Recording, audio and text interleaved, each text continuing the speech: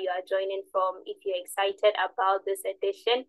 Particularly, I'm excited. I'm grateful that we are having this edition in this season, and I'm excited. So if you are with me, let me see you drop that emoji in the chat box right now if you're excited about this edition. If we are not dropping, we are not moving. Okay. I see Tabeth, I see Beth.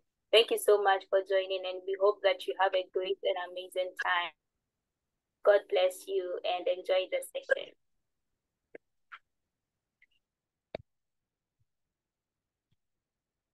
Thank you so much. Thank you so much for that keynote speech.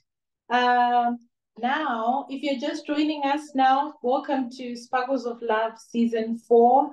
Thank you so much for joining. Make sure that your mic is on mute and you close your videos. But if you're wearing your pajamas, please make sure you have something set aside, because later we're all going to open our videos. Okay. Now we are going to learn more about LUN. So we're going to watch a media presentation by the LUN Media. So now I leave the time to you, LUN Media. The Love Umbrella Network. Love Umbrella Network is a movement committed to spreading the knowledge and understanding of agape love to individuals, families, communities, and organizations in practical and experiential ways. On April 2016, Joy and Victor started Love Umbrella as an initiative to build stronger families using the instrumentality of God's Word, through teachings and webinars on social media platforms for singles and couples. After several years of learning about love, serving in their local assemblies, and fostering love among friends and families, the vision of Love Umbrella gradually expands into a network of young ambassadors of love, leaders, mentors, families, communities, and organizations working together as a team to spread the message of agape love to every individual, every family, every community, and every organization. The Love Umbrella Network currently has the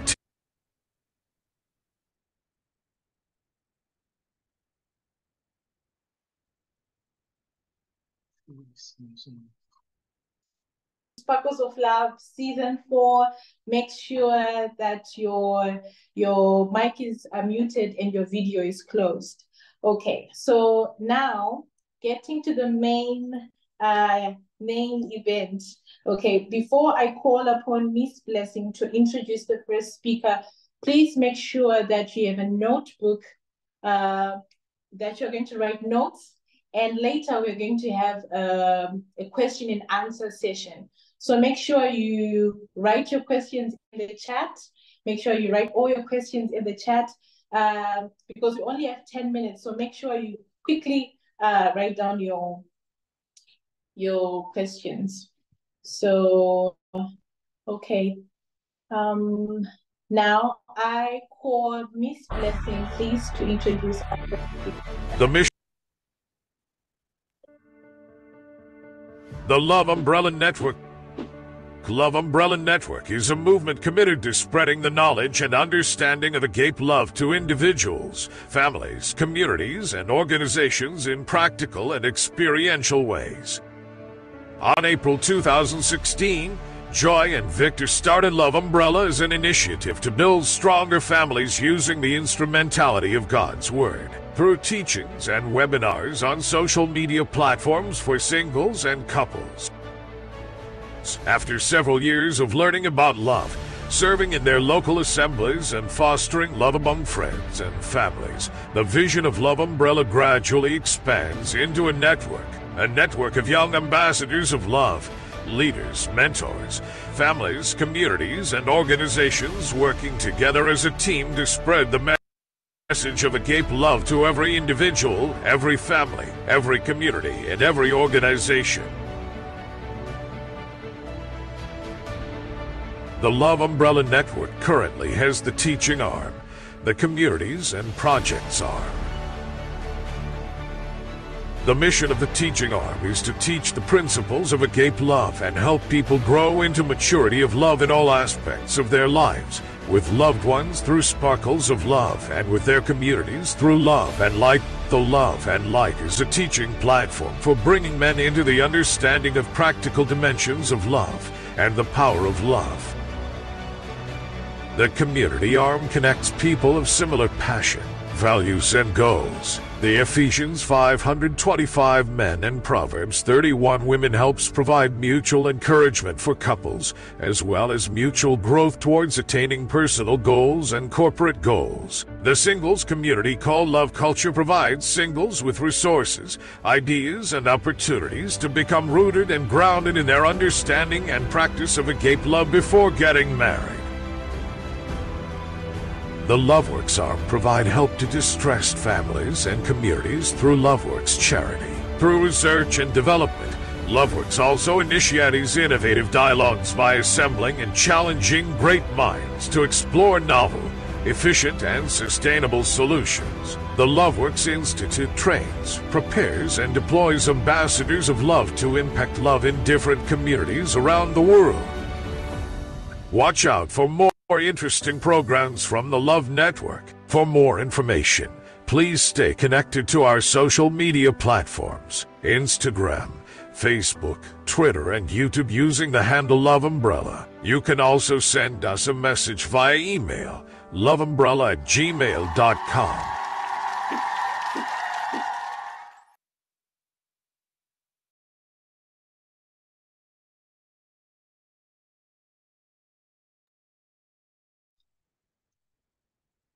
Thank you so much. Thank you so much, LUN, for that media presentation. Thank you. If you're just joining us, welcome to Sparkles of Love Season 4. Thank you for joining. I'm Kim. I'm going to be your MC for the night. I'm from Zimbabwe. Makadi Renyu Linjani. Thank you so much for joining. Please tell us where you're joining from in the chat. Make sure that your microphone is muted and your video is closed. So please remember, you can send anything, heart emojis, fire emojis in the chat. So now I am going to call Miss Blessing. She's going to introduce our first speaker. So like I said before, make sure that you have a notebook. Make sure you also write your questions down. You can write them in the chat because later we're going to have a question and answer session. So please make sure you write your questions down. So over to you, Miss Blessing.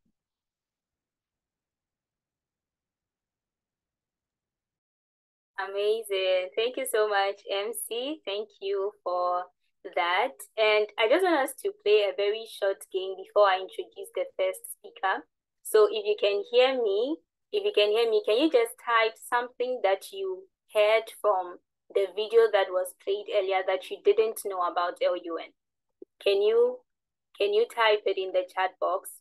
Something that was played, something that you heard, something new that you got to know from the video that was played. Okay, I'm waiting. I'm going to wait until I see about 5 people text. So something you didn't know about LUN. Or you knew everything. Don't tell me you knew everything. Okay, Tabet says Love Umbrella was established in 2016. Great. Awesome, awesome. Anyone else? Okay. They have 3 branches. Amazing. Yeah. Anyone else? Anyone else? Something that you didn't know about LUN that was said in the video. I'm waiting. If we are not typing, I'm not leaving. If we are not typing, I'm not leaving. Something that you didn't know about LUN that was shared in the video. Okay, Mona Lisa said, okay, LUN was established in 2016. Okay, nice. All right, so I'll go about to introduce our speaker, our first speaker for this event. And I'm particularly excited about this couple because they have impacted me personally. And they are people that I look up to, especially in relationship and marriage, and I'm grateful to be the one to introduce them. So Victor and Joy Adeoye, popularly known as Mr. and Mrs. V, is a couple on a mission to spread love in the world, and that's a powerful mission. That's a very powerful mission, and we bless God for your lives. Mr. and Mrs. V is the convener of Love Umbrella Network, an organization focused on raising love ambassadors and spreading love to individuals, families, communities, and institutions around the world. And they are the reason why this Love Umbrella Network, and they are the reason why we have this Sparkles of Love. They are also the author of Managing a Long-Distance Relationship. Can I see in the chat box how many of us have read that book, or how many of us have seen that book before? Managing a Long-Distance Relationship. If you've seen that book, if you've read that book, can you put a thumbs up in the chat box? Can you put a thumbs up in the chat box if you've seen that book or you've read that book? Yeah, great. So that book chronicles their life and relationship journey, lessons and advice for people about to start a relationship, or for couples in long-distance relationship. And I always tell people around me that you never know what is in store for you in the future. So I highly recommend this book, Love, Managing a Long-Distance Relationship, to you, because you really never know what the future has ahead of you. And without much ado, I would invite Mr. and Mrs. V to take over. Over to you. Hello. Hello, please, can we be heard? Yes, please, we can hear you loud and clear. All right. It's a pleasure to be here today. Thank you, Dr. Me, for that amazing introduction. And thank you to everyone for making it down here today. Thank you. All right. I know it's been a while that some of us have seen Mrs. V. Here she is today. I was just telling her now that she will do most of the talking, while we probably use more of an interview style. Yes, I know the time is limited and there's a lot to talk about, but I have a principle, we have a principle. I hope it's your principle too. That wherever the time stops is where we stop. All right, so we have 30 minutes and this is 6:17. All right, so by 6:47 we should be done. All right, so before we start, I would just like to say a shout out to people that I can recognize, one or two people that I can recognize in the chats. I can see our guest speakers, the Tresors. We met them only once physically, but it was an amazing meeting. All right, I still have the memories of the meeting and I can't wait for them to speak. All right, I can see Olabode from Nigeria. Greetings to you. Genevieve, Josephine, Maranatha, Petuel, greetings to you. Tabet, greetings to you. All right, yeah, I would like to say hello to everyone then, okay. All right, yes, and today we are talking about something that is very dear to our hearts. Yeah. Yes, we are talking about managing a long-distance relationship. All right, this is a very, very important topic. All right, so to summarize our discussion on it, we'll talk about it from 7 perspectives. The first perspective is our journey. Then the second perspective is the misconceptions that people have about it and how, what we have learned about it. Then we dive into ideas, strategies to manage it if you are in it. And I just need to say this, that almost everyone is going to experience it at one point or the other. So it's either you're prepared for it or you learn it while going through it. All right, then, I can see Pierre. Pierre, I greet you. All right, then communications. So we talk about the strategy. There are 4 strategies. Please, you don't want to miss this. This is life-changing. This is like very personal to us because we're going right through it and we see people that were not able to make it out of it when we wrote the book. So it's like a very, very dear topic to our hearts. All right, so our journey. How did it all start? I think there are 3 types of long distance relationship. So you want to talk about? Well, the 3 types that I know of is the proposal phase, right? Yeah. Then the dating phase, and then the marriage. That what we're trying to say is you can experience long distance relationship. Please, I hope you can hear me very clearly. You can Mrs. V is still warming up. When she's done now, she will want to stop.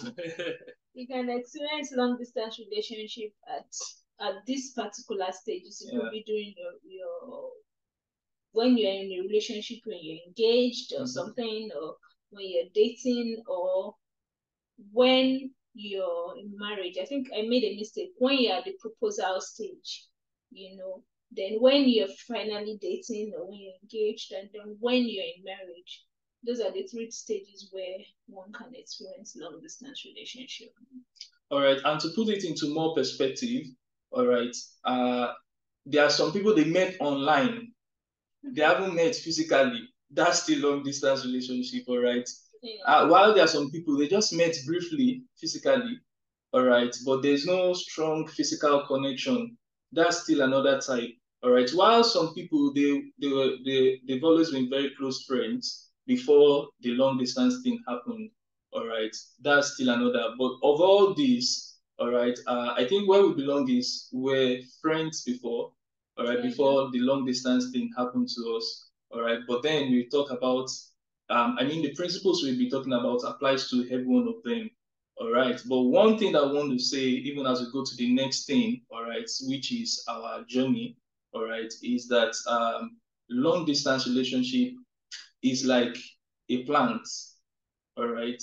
Now, the chances of a plant that is transplanted surviving is dependent on a lot of things. So you can't practically say that because this couple are doing their long distance well, it means every other person can do it very well. It depends on the people in there. Exactly. So there's work to be done. All right. So if you're up to the task, good. But if you're not up to the task, then you may want to probably consider some of the things that we're going to talk about. All right. And we would like to mention that it's not originally God's plan that relationships, especially marriage, it's not in the original God's plan that marriage should be long distance, but there are inevitable circumstances. So in those situations, there are things that can be done to manage it. Yeah. Yes, and I also want to add that, which leads us to the second point, which are misconceptions about long distance relationship. All right, it will be surprising, all right, that when we wrote the book, we interviewed almost like 10 to 15 people, and our findings are quite interesting. Yeah. But one of them that I won't forget is the fact that some people actually love long distance relationship. I don't know why they love it. I don't know why exactly, but well, maybe love is a strong word. Yeah. But some people like it. They don't mind. They feel, well, it gives them their space. And then some people feel, well, it makes them, what's it called now? Discipline. Discipline and abstain, from probably sexual temptations. Knowing that, I really like this person. This person is so much around, then probably I might have to compromise on some of my principles and stuff like that. But the danger in that is that when you eventually get married, or when the long distance eventually becomes short distance, you might not be able to cope well. Yeah, it might be so strange that this person is always in my face. This person is always in my space and stuff like that, because you've not been able to manage how to live together with someone, or how to accommodate someone in that sense. And another misconception, or something that is quite strange, is the fact that and I think this is one of the disadvantages of long distance relationship, is the fact that it is possible for only one person to be in the relationship. You think you are in a relationship with someone that is long distance, and the person you are calling, the person you are having the normal guy dating, courtship, relationship with that person, only for you to just find out one day that the person has since left you in the relationship. You are just there by yourself, not knowing, that they are outside it already. This is a true life True.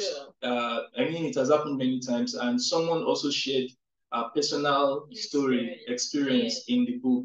All right. So another thing is that there's also, it's not just physical distance. Sometimes couples are living together. All right. I mean, they're married.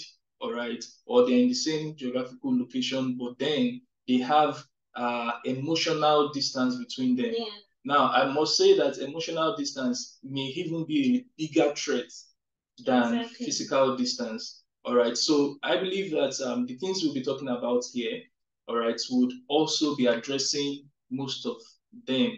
And again, globalization is real. Technology has come to stay.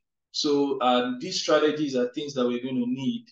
All right, we're going to need it. I mean, even if we are together in the same place, sometimes, you know, in busy cities, all right, where you have to probably leave, go to work by 5 a.m. and come back, you know, in the night, and you don't get to see yourself. Yeah. All right, that's practically almost like a long distance, right? That's the assumption people have when you say, long distance relationship. People just assume them were in different locations, probably in different continents, or in different cities, or in different town, or whatever it is, or in different villages, whatever it is, you know. But the truth is, it's not just about the location. Yeah. It's possible to be in the same location, probably in the same city. Let's not go too far. Maybe you're not in the same house, you know, but probably maybe when you're still dating, you're not yet living together, but you're in the same city. But at the end of the day, you get to see maybe once in 2 months. That's a long distance, because maybe probably because of work, you know, you both are really busy, and you just get to see once in 2 months, or even once in 3 months. You know, that's a long distance relationship, even though you're in the same city. Yeah. You know, so, and then even for marriage, like you said, you can be emotionally distant from one another, such that such that there is a distance, and you're just going through the motion. True. You know, you're just going through the motion, or probably I'm on a night shift, he's on a morning shift because of this kind of work, and probably we just get to see maybe 30 minutes a day, or maybe we get to see only on weekends. And that weekend you have things to sort out, about the children, about house bills and stuff like that, and you don't even get to spend time with one another. You just go through the motion and sort out things during the weekend. That's basically a long distance relationship. Yeah, so thanks for that. So the idea here is that at every point in time, you can check the health of your relationship. Exactly. All right, whether it is long distance or short distance, you can check the health of your relationship. So if you're in a relationship now, with everything we've said, where do you fall in? All right, so and again, I would say one of the real goals of the relationship is intimacy. All right, intimacy to get to have friendship. All right, and the length and the quality of your long distance relationship, I mean, the things that come out of it, the output of it, and how long it is in terms of the time it takes you guys to unite together, all right, is dependent on a lot of things. And those are some of the things we'll be talking about, all right? And the quality of friendship that you have in that time too can affect your life, all right? It can affect even the future of your relationship, all right? So we'll just be talking about few things that you can use to check the health of your relationship, all right? And there are strategies that you can also apply to improve the quality of your relationship. All right. So I think we have something. Let me just read activities from our book. All right. Okay. Okay. So the very first one is communication. All right. Now there was something that we experienced during our relationship and I see a lot of people also experiencing it. All right. And that's the fact that you kind of think that when you are speaking with someone on the phone, you think maybe the person is not communicating, especially maybe they are using one syllable answer. How are you? I am fine. How was your day? Good. So it gets so boring that you don't even know if this person is not interested in you, or they have something on their mind, and you ask, do you have anything? I mean, this is something that I experienced. This is something I experienced so many times. And I asked, do you have something in mind? No, there's nothing on my mind. You know, and so fast forward to after we are together, then to marriage, all right, and short distance. I now realize that it is actually the opposite. The person that thinks he or she can talk is actually the person that is learning from the other person that is quiet. All right, so the first thing I want to talk about is to be intentional. Yeah, about communication. Yeah. Yeah, be intentional about communication. Don't just allow it to don't give it to chances. Yeah, when we are free, we talk. Yeah, when we are free, we talk. No. In long distance, you have to be, yes, communication is very, very important, even in a relationship generally. You know, but in long distance relationship, it's much, much, much more important. You know, so you have to be very intentional in terms of, you set structure, you know, when you get to communicate, how often you get to communicate. How often you get to communicate, and then yes, how frequently. Of course, it shouldn't be, if you're going to be setting structure, of course, don't set structure that you say we'll communicate just once a week. That's too long. You know, maybe once in 2 days. I prefer every day, because you have to be in the know-how of what's going on in your partner's life. You know, that's very, very important. And then set structure, you know, especially for time when you're busy. You need to set structure. You know, there was something that happened to us. Of course, in our long distance relationship, we're always talking every day. You know, every day we're always talking, and you know, and then before I share the story about being intentional, the mode of communication. Now the NG is okay. Now the mode of communication is also very important. You know, depending on where you are, do you prefer video calls? Do you prefer audio calls? Do you prefer chats? Of course, it shouldn't be limited to just chats. You know, at least audio calls is very important. You know, so the mode of communication, you have to be intentional about that. You know, so I was saying, for us, we're always talking every day. You know, video or audio. You know, but there was a particular time I got really busy. I was working and I got really, really busy. And prior to that time, we were really close friends, so I could share anything with him. You know, I was telling him about a guy that was looking interested in me and was disturbing me and stuff. So I was just gisting him and we would laugh about it and stuff like that. Apparently, I didn't know it got to him. I didn't know it got to him. I didn't know too. I didn't know it got to him. He was thinking, oh, someone else was already eyeing me. And I sincerely wasn't interested, because if I was, I wouldn't have come to him to even give him the gist. You know, so we couldn't communicate for about 2 or 3 days because I was really busy. You know, now it took it the other way, thinking, oh, maybe this guy, I'm already giving attention to this new guy. It's not my fault. You know, giving attention to this new guy, you know, and stuff like that. So that could be the danger if you don't carry your, you know, if you don't carry your partner along every day. You know, Satan can just creep in, and then different thoughts, you know, suspicion and stuff like that. So one of the goals, thanks for that, babe. So one of the goals of the communication is to eradicate fears, to eradicate suspicions. All right. I mean, to eradicate assumptions. All right, because assumptions may become belief system that will even affect how the person communicates with you. And some people, they don't talk freely. So they have built up a lot of thoughts about, this is why this person is doing what he is doing. This is why he has not called. This is why he has not done this. And you see, that now governs their actions. Before you know what's happening, it's already a big, massive issue that you are even wondering, how did this all start? All right. It all started with improper communication. All right. So, well, there's a lot more to say about communication, and there's a lot more that we wrote. So go and get the book. All right. And one of the things that communication also does is accountability.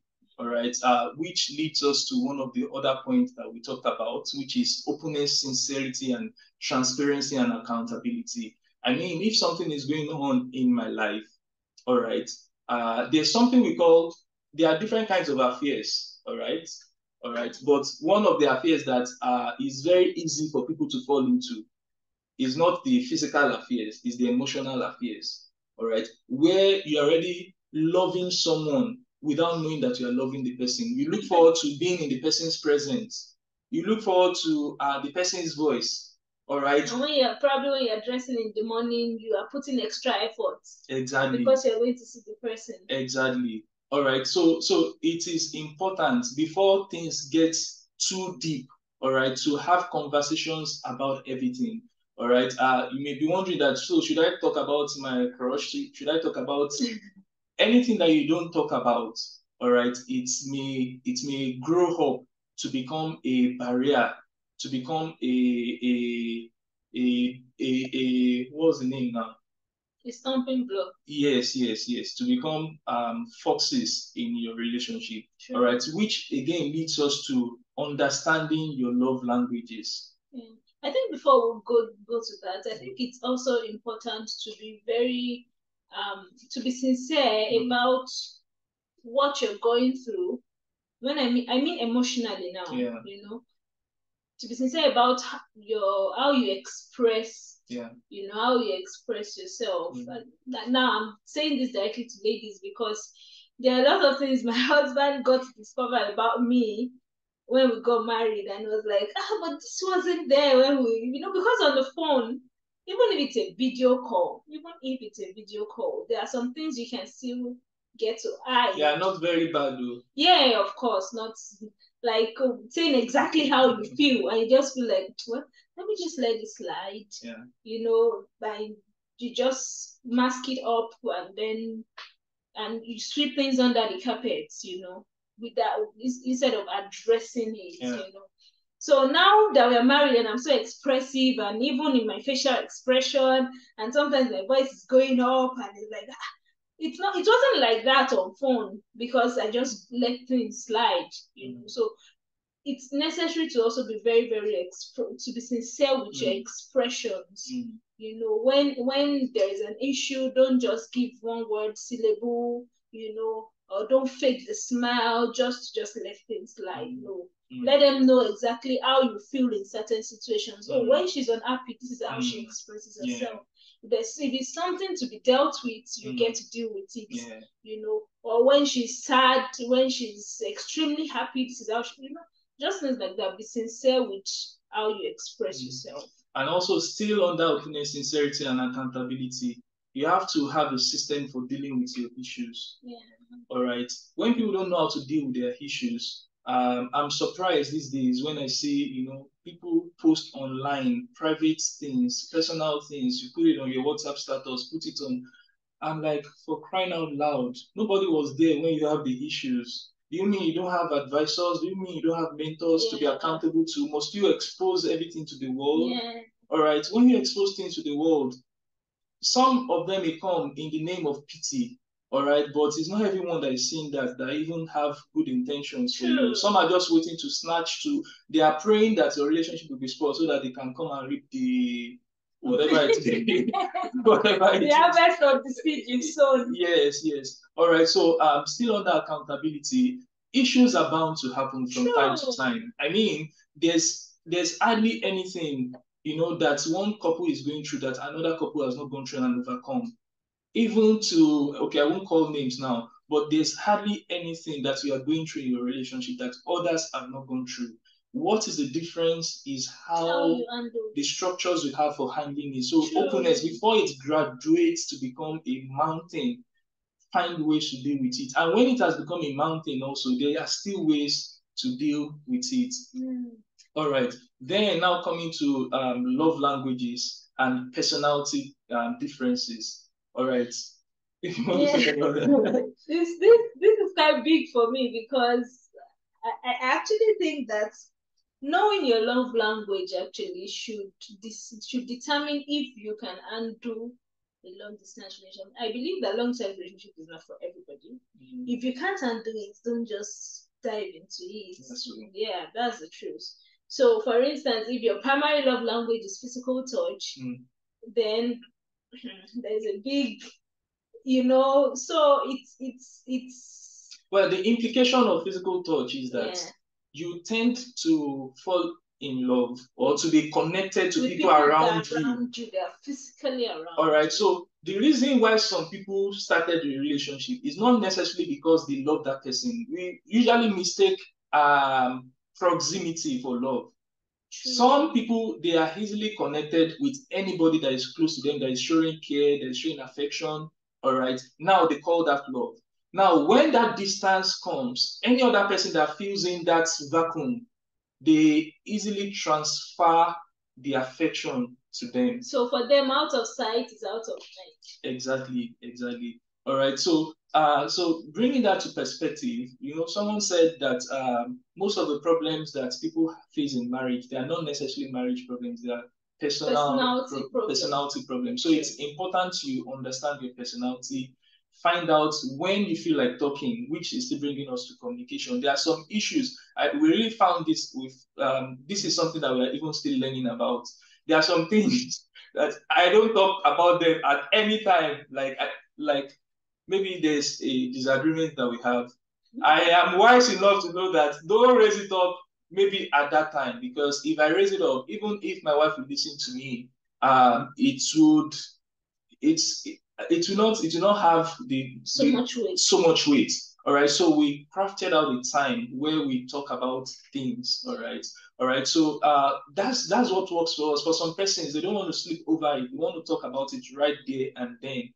All right. But above all, there's also a place for sacrifice. There has to be sacrifice. I mean, amongst two people, there will be someone that at a particular time on a particular thing, you have the capacity to make sacrifice. Now, it may change from time to time, but there has to be sacrifice. Then one more thing that we also wanted to talk about, all right, which is something that is killing a lot of long distance relationship. It's supposed to be a blessing, but it's not a blessing to many times. It is exposure. Yeah. Now let me explain what I mean by that. In a situation where two people are together in a particular place, they are exposed to the same things, they're exposed to the same culture, they're exposed to the same lifestyle, the same information. They get to grow together. Yeah, they get to grow together, so they love themselves together.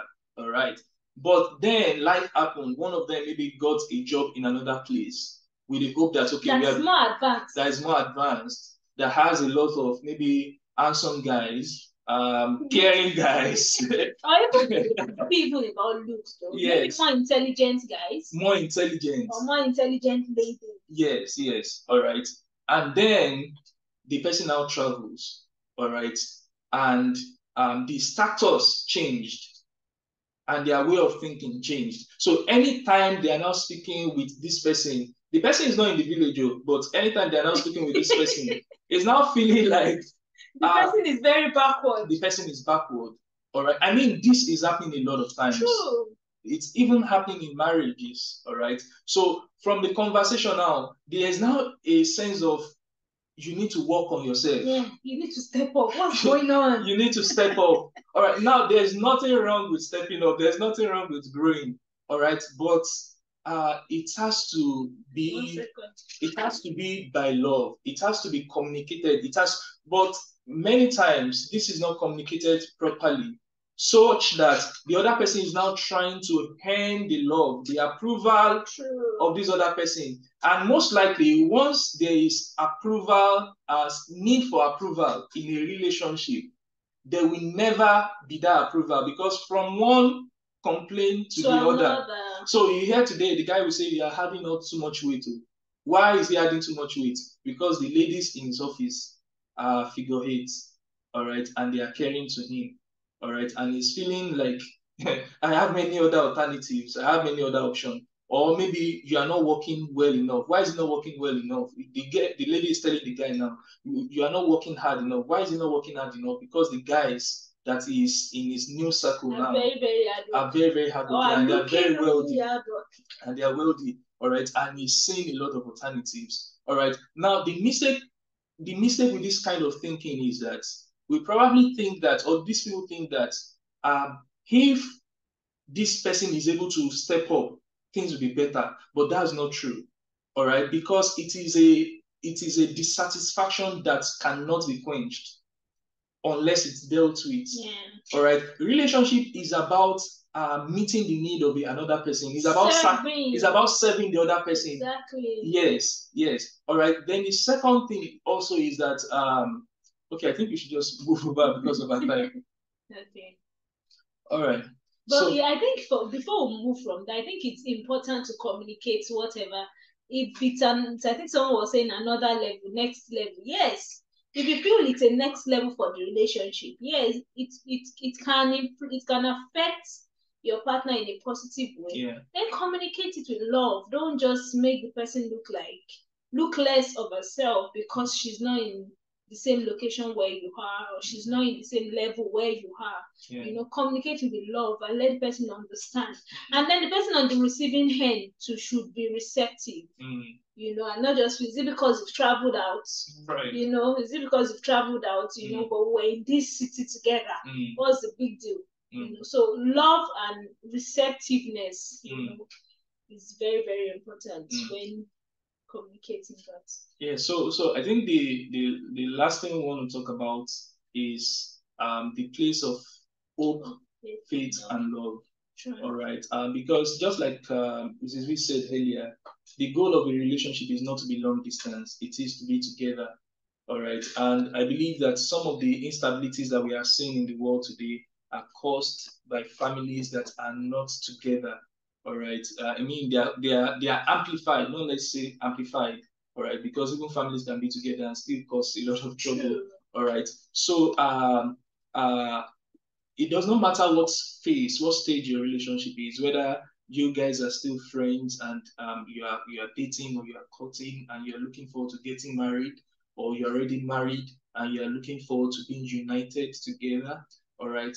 The place of faith, hope, and love is very important. So I will start with hope. What is hope? Many times when a relationship ends, it didn't end because the love has ended. It ended because people cannot see any hope in the future of the relationship. All right. They don't know where this relationship is going. Sometimes the lady still love the guy. All right. But he can't just see any hope for the relationship.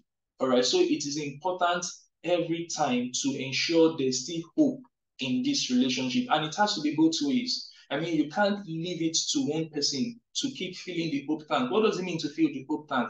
What does the future look like for this relationship? You know, and I think this is very, very important even for men.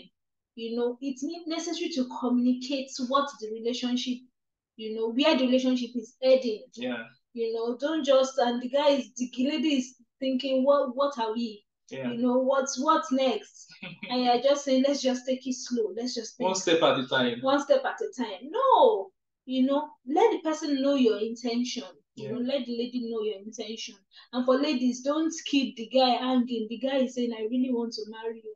And you're still saying, I'm not sure I'm really ready. Well, I'm not so sure. Well, I'm not so, and you're just communicating your uncertainties. No, you know, that's certainty. That's why we really believe in going into a relationship with marriage in view. You know, not try and error. Let's just try things out. You know, it's very, very dicey and very, very unhealthy, especially for ladies. What are we? You know, where are we going? For ladies, if a guy is just saying, let's just try things out, you know, give me some time. Well, yes, you can give the guy some time, you know, but let there be how long, when. Let's be sure. Yes, if he says if he says the exact period of time and you don't get to meet that, at least there's still hope. Yeah. You know? Yeah. So, you know, circumstances can happen. If he says, in the next 1 year, things can still happen. Yeah. Fine. But then let there be time to it. You guys are working towards it. Yeah. You know, people around know that, there is a future to this relationship. Even if it's 10 years. 10 years is too much. I know it's too much, but for me it is an agreement. All right, but the goal here is there has to be a hope.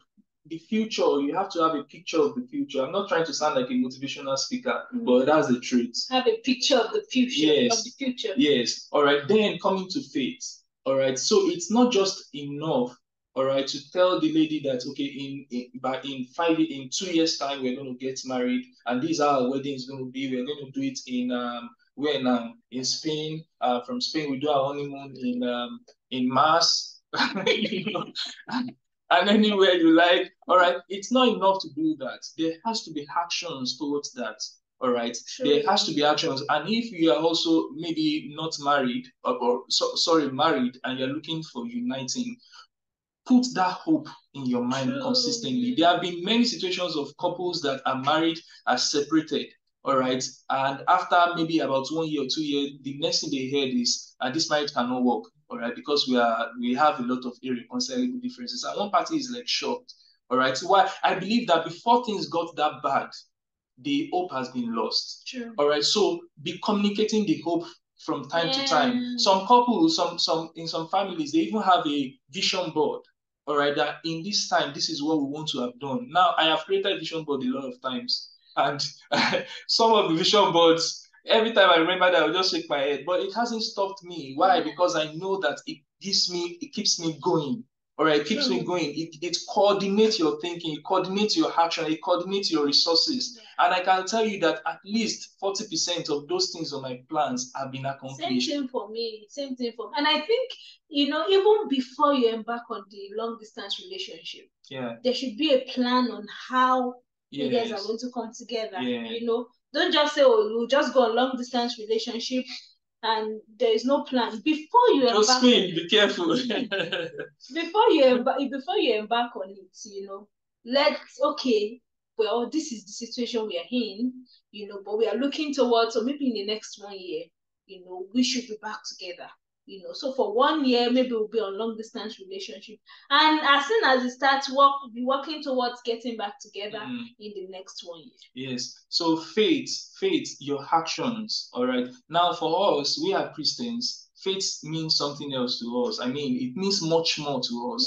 All right. Faith is faith. When people say we are believing God to be united, and you check their prayers, you check their actions, there's nothing like that there. But for us, faith means a substance. It means something you can go to bank on. So if you are a man, for instance, and you are looking forward to getting married at a particular time, all right, after building up hope, all right, then you also build up faith. For us as believers, faith is the substance. It comes from, receiving a rhema word. I don't want to sound religious now, but receiving an assurance in your spirit about how something is going. My simple definition for faith actually is an access into the wisdom of God concerning a thing. So if you say you're going to get married, that's your hope, and you receive the wisdom of God, okay, this is how it is going to take place. And when God gives you a plan, sometimes it's not just one way. It gives you multiple plans so that you are certain, you are very sure that beyond all doubt, I can do this thing. All right. So until you get to that place, keep working on it. And finally, love. I think we can just share a testimony about this faith. Okay. Thing, Before we were in long distance relationship, and we were talking about hope. We had a hope of, we want to get married at this particular time. And I remember my husband specifically writing a date.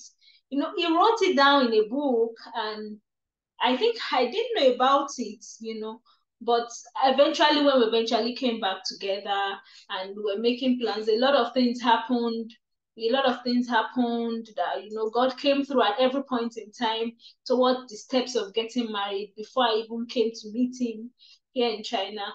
Eventually when we came together and we fixed the dates of getting married, and he stumbled on the book. I think he wrote it down maybe during his prayer time. I don't know, maybe you can share it much better. I think he wrote down the date during his prayer time. Yeah. Well, what I wanted to say is that was not my first date. I've written many dates. Hey, that was my third date, all right? And that's exactly what I'm saying. Yeah. Don't be discouraged. Sure. You see, the walk of faith is like a baby that is learning how to walk. You may fall, but that should not stop you from attempting. You stop moving where faith ends. That's just it. Yeah. And you can't allow fear to control you. If you allow fear to control you, you may spend the long distance it may be a perpetual long distance. All right, but a time just has to come where you set a boundary that enough is enough at this time. I will do all I can and allow God, and I will allow God to do what He can. All right, to unite us. All right, yeah. Yeah, I think that's very good. So love. No, we'll not talk about love. Time is gone. Yes, I've broken my record now of managing time. Please, apologies. At this point, we hope with these few points of ours, if you're in a long distance relationship or you have people around you that are in a long distance relationship, you have some things to share with them on how to manage it. All right. Thank you so much. The MC, I hope you don't have questions. Please, if you have questions, you can ask. It's too clear. Thank you so much. Thank you so much, Mr. and Mrs. V. Wow. Hey, I learned a lot. What are we? Yeah, I learned a lot. I've just found out that you can be alone in the relationship.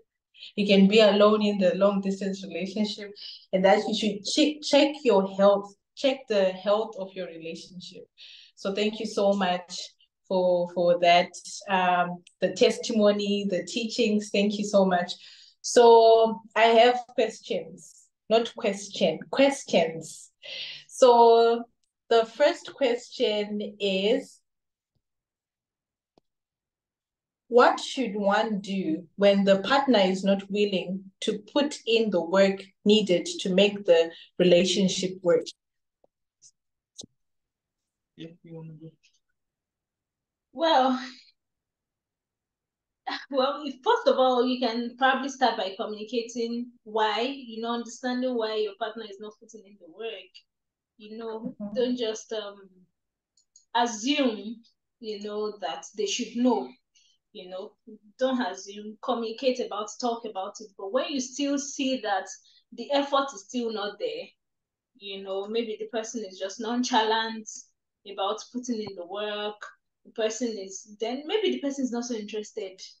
Then you have to move on. Don't waste your time. That's I have to be plain blank with it. If the person is not so interested, then you have to move on, because commitment is very, very important. Very important in a relationship. It's very important where you both are committed to it, to the relationship. It's very, very important. So once the commitment is missing, then probably the person is just playing hide and seek, or try and error. Yeah, that's just it. Then another thing also is that no, don't serve breakfast though. No, you know that way about it. If you're going to move on, of course, wisdom, I think we're supposed to talk about accountability. Yeah. Accountability too can help even in this situation. When you're accountable to, probably you both are accountable to someone that is above you. You can, if it gets to a point, you can go and tell the person that this is what is going on. I don't understand why. And if the person is still bent on not, putting in the necessary commitment, then you, with the help of your accountability person, you can move on. But not serve breakfast. Don't break. Yeah, I think you did justice to that. Yeah, you wanted to say something? No, it's okay. Okay, thank you. I hope that okay, the next question is question 2. How do you deal with the after marriage shocks about your spouse? How do you deal with the after marriage shocks about your spouse? I think you will answer this. Well, the first thing I would say is you are not the only one that is shocked. Your spouse too is shocked. So that question too, we are asking her, how is she dealing with the after marriage shock of you, because we all have this sense of judgment that this is not what I baggage for. Is that what the person baggaged for? All right. Then, having said that, I also want to say this. All right. We have to understand that we are growing, and our decisions reflect our level of growth. So if you meet someone when you are not matured, when you are not grown yet, and you love the person at that level, and you make a decision to get married, after marriage, you now feel you are now exposed, you are now grown, and you want to, the best thing to do, all right, is to find ways of growing together. Because someone said a marriage is not successful because you found the right person. It is successful because you made yourself a right person. All right. So we know we write books about finding the right person, identifying the perfect partner, and all those things. That's good. But that's not necessarily the only thing that makes a relationship work. Because many people get married to the right people, but they end up having a bad marriage. Because they are not right. Exactly. And I think it's really important not to even go into marriage with unrealistic expectations. Yeah. You know, even if you're going to have anything in mind, your own perspective should be going into the marriage to serve the other person. You know, not what once I get married, breakfast in bed every morning. Yeah. What if the person doesn't give you breakfast in bed every morning? Just as a simple example, you know. And then maturity too is very, very important. Yes, the person won't be perfect, totally perfect, but give me breakfast now. Not everybody. You know, the person won't be totally perfect, you know. But if you're single, it's necessary that at this phase you build up yourself, you know, grow in maturity and stuff like maturity in every aspect, emotionally, spiritually, you know, mentally and stuff like that. But let's just come back to the question. How do you deal with it? All right. The first thing you want to do is to, first of all, understand that you are there to help. All right. You are not there to be helped alone. You are not there to be satisfied. It's not just about you. Sure. All right. So you are there to help, and every help you help another in marriage is a seed that is planted.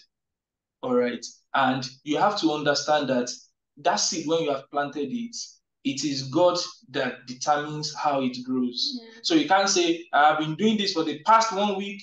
It is enough is enough. All right. So there has to also be patience. All right. Because many times we enter into relationship to change the other person. But someone was saying that almost 75% of issues in marriages are perpetual. In other words, be ready to live with it for the rest of your life, especially singles. This is important. All right. And when you are married too, you have to tell yourself that I may not be able to change this person. Hope I am okay with that. All right. That doesn't mean the person cannot change. All right. But the way to change people is not necessarily by telling them to change. The way to change most people is by, first of all, accepting them the way they are, loving them, and showing them so much love that out of compassion, they'll be like, this guy is just too good to me. I need to pay him back with goodness. That is how lasting changes take place. But if you are saying that you will mentor the person, you will teach the person, you will keep nagging about it, you will just be producing a worse version of them. Yeah. All right. And for Christians, one very great way is by praying for the person. I mean, there's hardly a time I pray for my wife that I don't have ideas for her. And any of those ideas, they are boom. I mean, she loves it because the Holy Spirit loves her. And when I'm praying for her, the Holy Spirit gives me secret about her. All right. So you can also try that. Try this person that asked this question. If you are sincere about looking for an answer, if you're a Christian, I will encourage you for the next 7 days, 10 minutes, pray for your wife. Now, praying for your wife don't pray to change her or don't pray to change him. Pray that God should reveal her needs to you. Then you will see that in meeting those needs, without being hurt, you are producing a better version of her or of him. I was smiling because my husband likes to put time and timestamps and day stamps to everything in next 7 days. Yes. All right, we hope we answered that question. Ah, yes. Thank you so much. The next question is, how do you feel passion in a long distance relationship? How do you feel like you're feeling How do you feel passion in a long distance relationship? well, Like I think it boils down to understanding the person's love language. I think we didn't really touch on that. Understanding it's possible to be serving. Yes, we say relationships about service, serving the other person, but it's possible to feel whatever. It's possible to be serving your partner in the wrong direction. For instance, if I say I love tea, for instance, and that's what I really love, and that's what I'm really craving, and my husband loves coffee, and then serves me coffee and tells me this is the best coffee, this is the best, this one, does it in a very beautiful way, presents it in a, it's like serving me in the wrong direction. It won't really hit the target. Yeah. Because what I really want is tea. Yeah. So understand the person's love language and serve the person, in that direction. Yeah. So if the person is a, what's it called, words of affirmation person, then make it a point of duty to say words of affirmation as often as possible. If it's gifts, present gifts. Well, in this age and time, you can send gifts to people without necessarily being in the same location. About the person. Yes, without necessarily being in the same location with the person. So yes, understand the person's love language. And I think I saw something about people who have physical touch. Well, when we say physical touch, for people that are not married yet, it doesn't have to be sexual touch. It could just be holding hands, non-sexual touch.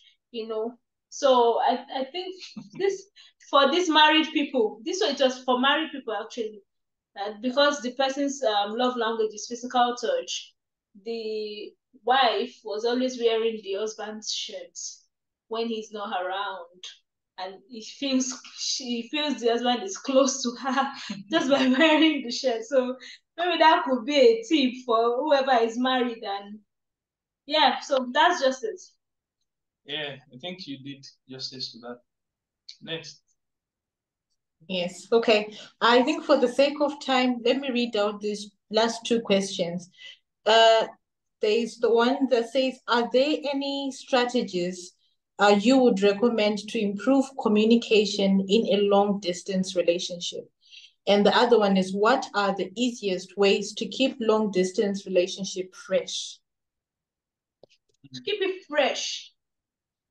Yes, fresh. Well, I think I will just use one stone to kill two birds. All right, to be involved. Sorry? So I said in the comments. In the comments, what happened in the comments? Because I hope someone says bath it. Oh, okay. Okay, to keep it fresh, someone says bath it. All right. Well, after bathing it, all right, then also I think it's important to also be involved in the life of one another. Yeah.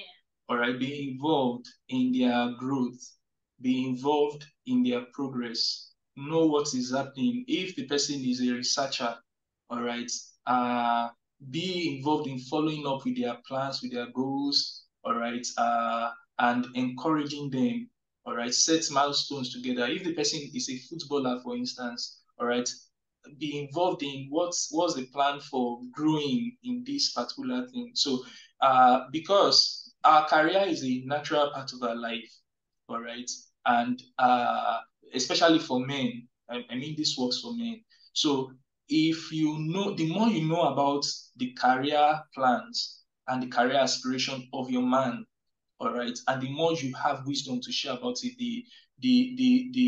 the more respect you are likely to get from him, all right? And the more intimate you may become also, all right? And for women too, know about our fears, all right? Because women love security, all right? Women love security. Know about our current concerns. And because of the way women are built,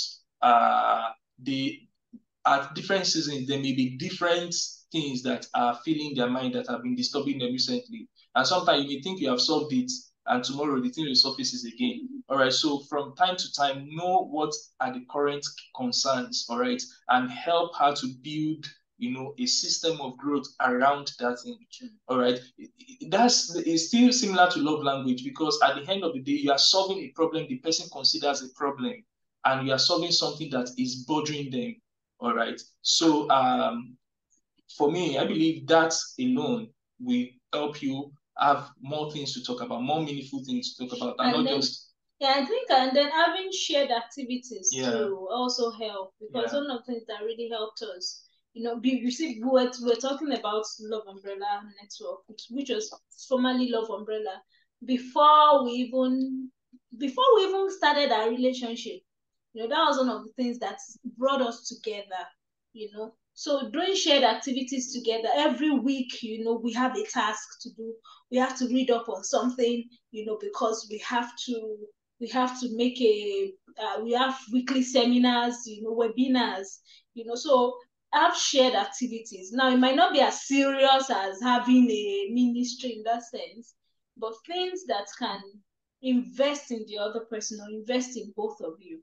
Have regular books you read constantly, you review, and then of course go out and have fun.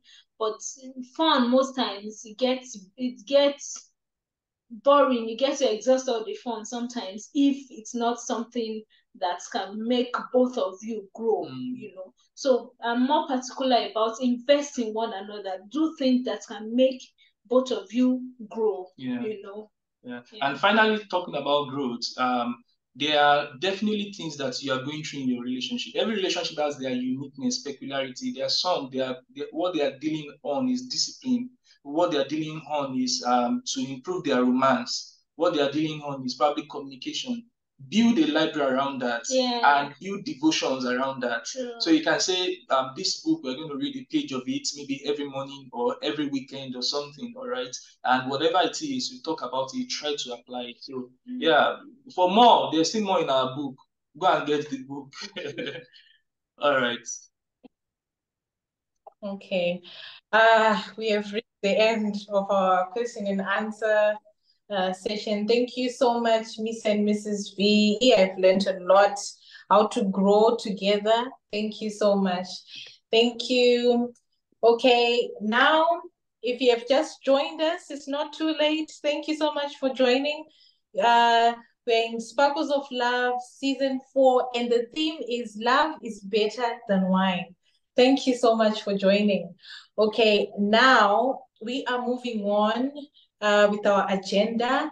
I'm going to invite Mr. V back. He's going to introduce to us the second speakers. So, Mr. V, I give back the time to you. All right. Please let me know. I'm trying to share my screen if you can see the screen. Can you see the screen? Yes, you can see it now. All right. All right. This is a couple I love so much, and I can't just wait to hear their story. All right. Of course I can't wait, but it's almost the time. So I'll just go directly into the profile.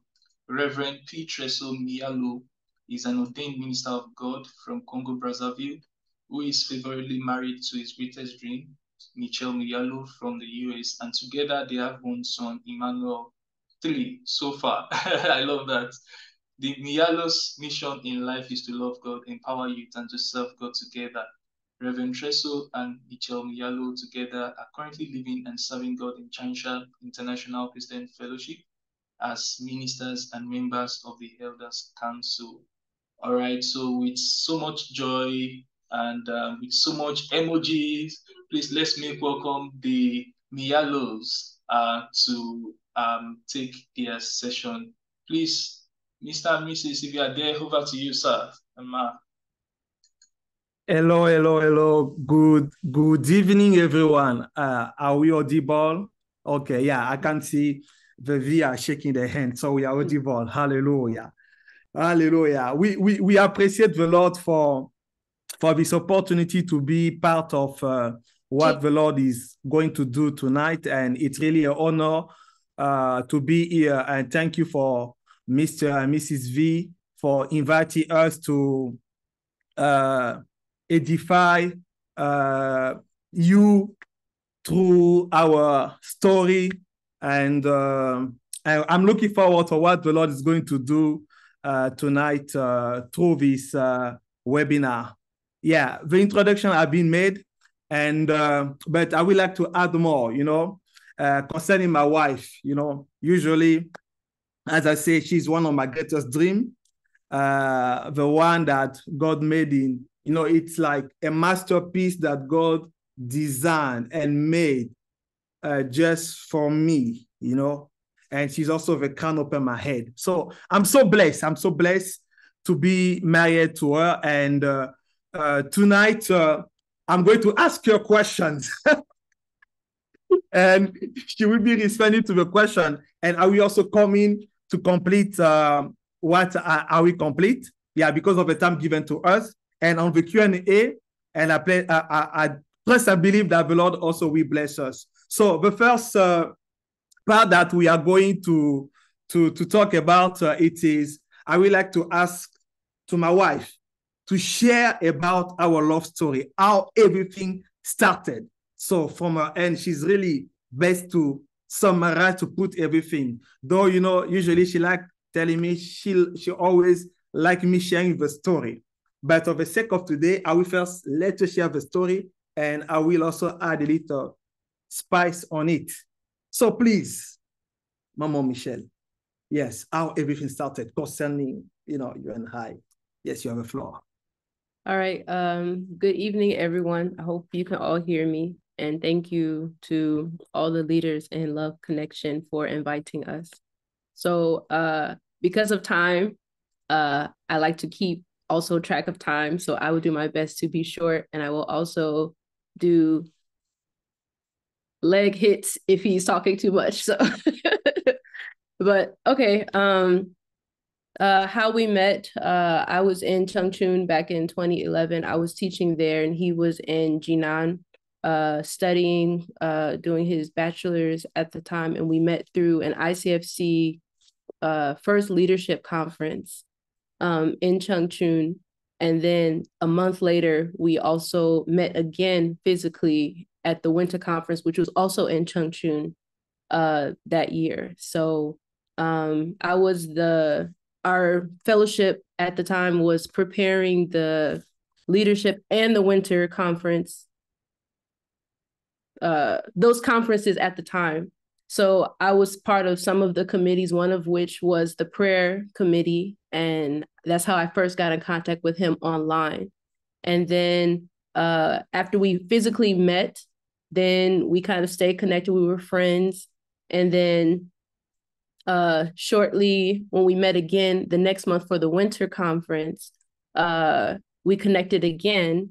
And later on, I think near the end of the month,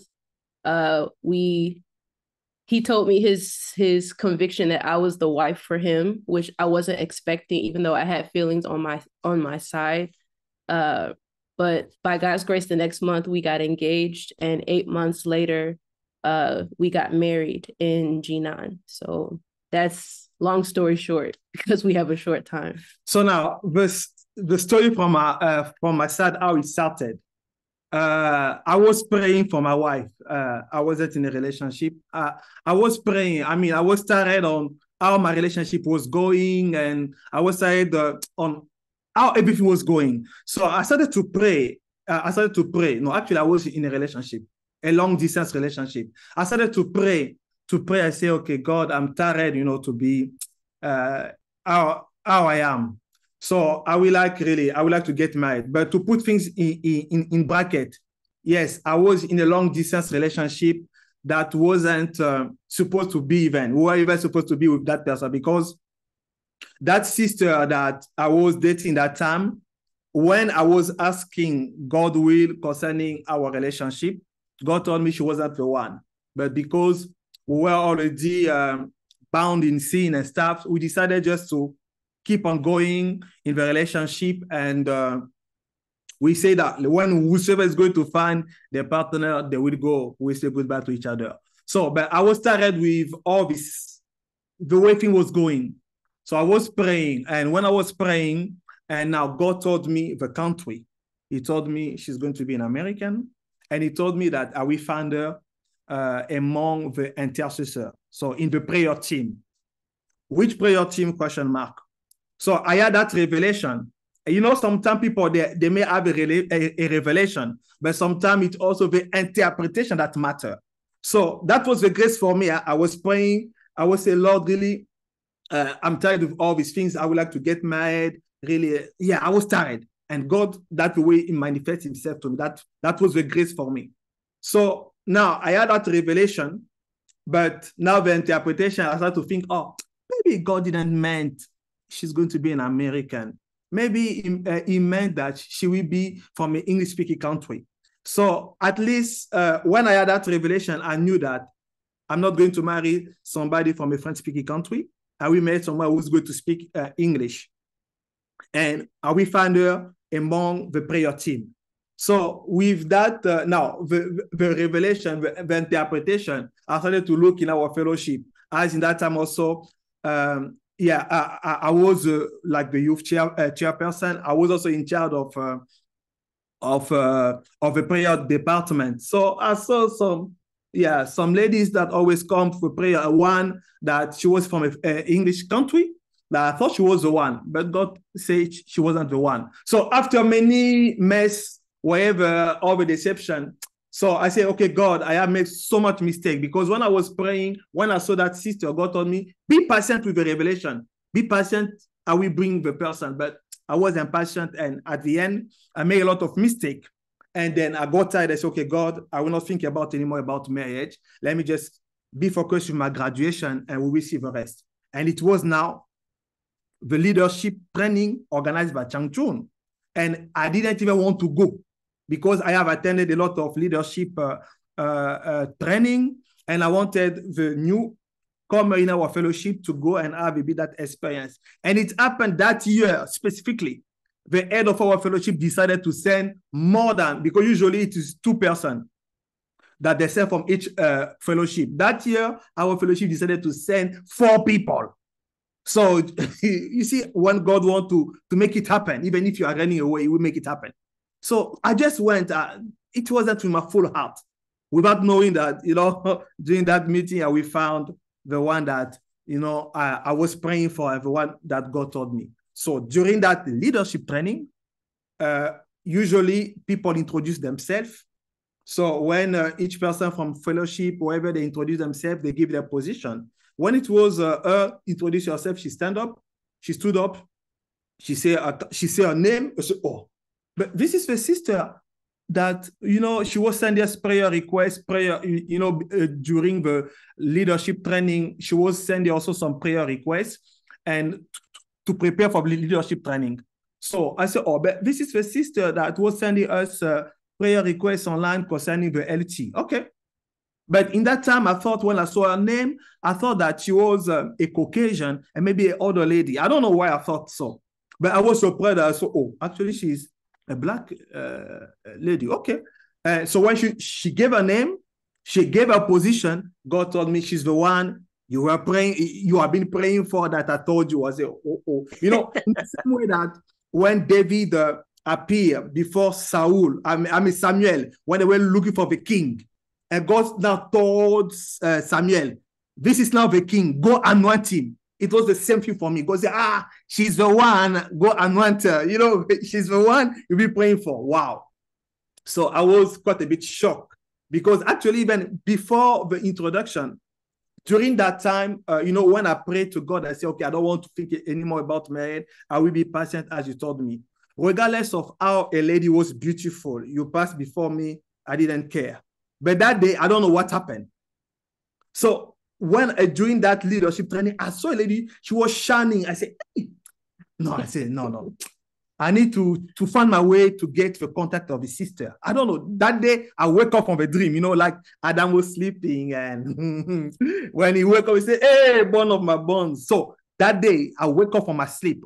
So I saw somebody that was shining. So I decided, I said, okay, I need to take the contact of the sister without knowing who she was, without knowing that she was the one who was sending us prayer requests online, because it was just online. We didn't know how each person looked like. And even during the LT, she suggested for us for all the intercessors to meet in person so that we know each person how you look like.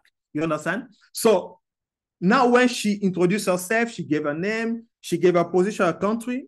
God told me she was the one. Wow, I was shocked. And I lost my motivation to speak again to that sister that I target that morning. I said, oh, she's the one that I was planning to go even to say, oh. So I lost just motivation, lost everything. So I was like in shock, and I was already like in love. So now when we were supposed to meet as it was planned, because I was already like in love, I was avoiding her. So when she was speaking with the intercessor, my mind was like, I was just trying eye contact because I could not control my emotion. I was shocked on the good thing that has happened.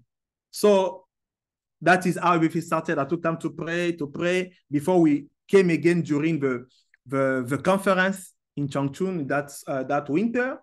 And it was after that, online again, we didn't have the opportunity to talk during that conference precisely for me to share what I wanted to share. And it was later on online. We discussed and I share everything, and the rest is story. So yeah, just to be brief about the story. All right. I took long, so that's why I wanted just to respond to question, because sometimes it's hard for me to talk to be brief. All right. So now let us move to the next part of our discussion. I would like to know, if can intercultural marriages work? And those intercultural marriages require more sacrifice than non-intercultural marriages. So please, you have the floor. So the short answer is, can intercultural marriages work? Yes, they can. And if they require more sacrifice than a non-intercultural marriage, in my humble opinion, I think that I don't think they require more sacrifice, but they require more reflection and preparation before you get married. Because there's a lot of things that you're thinking about. Like, for example, if you come from two different cultures, two different families, which is common for every marriage, but with intercultural ones, we're mostly talking about people from different countries. So the distance is one thing you have to think about. If one of the spouses says, okay, like the rest of our lives, we're going to live in my country, are you willing to do that? Whatever's the condition and things like that.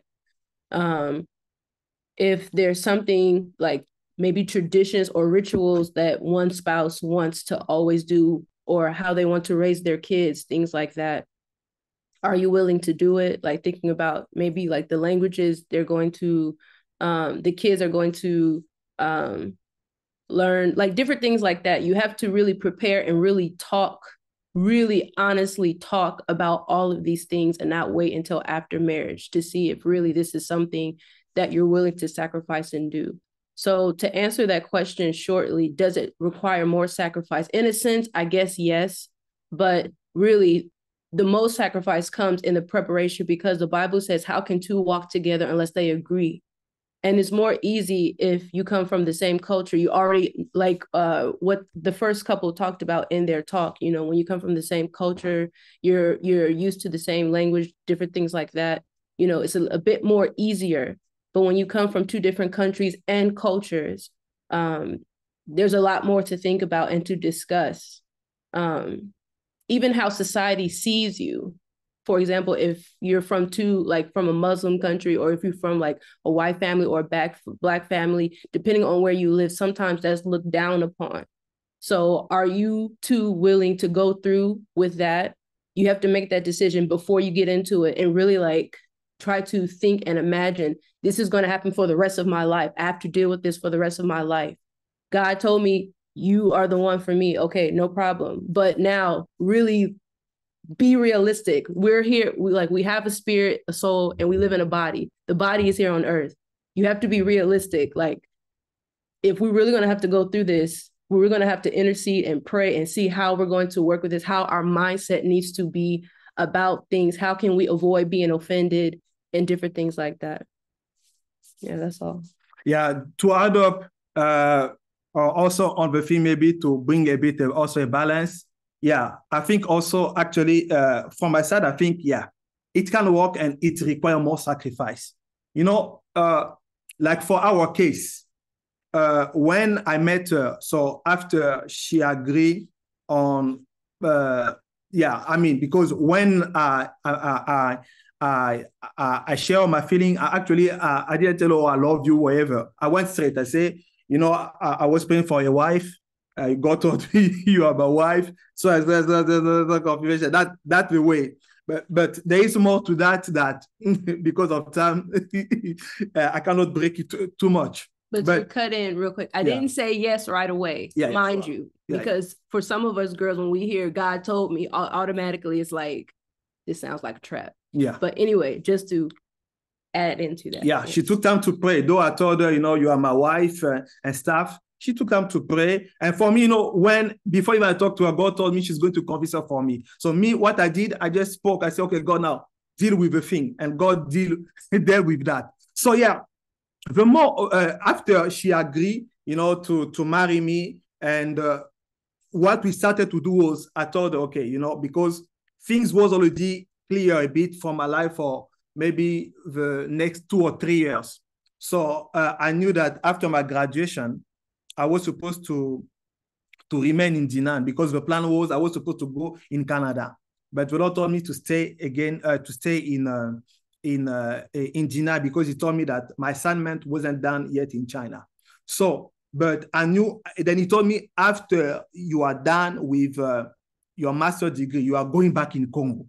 So when now she entered in my life, I told her already, I said, you know, the plan here is, I'm about to finish with my bachelor degree. I will start with my master's degree.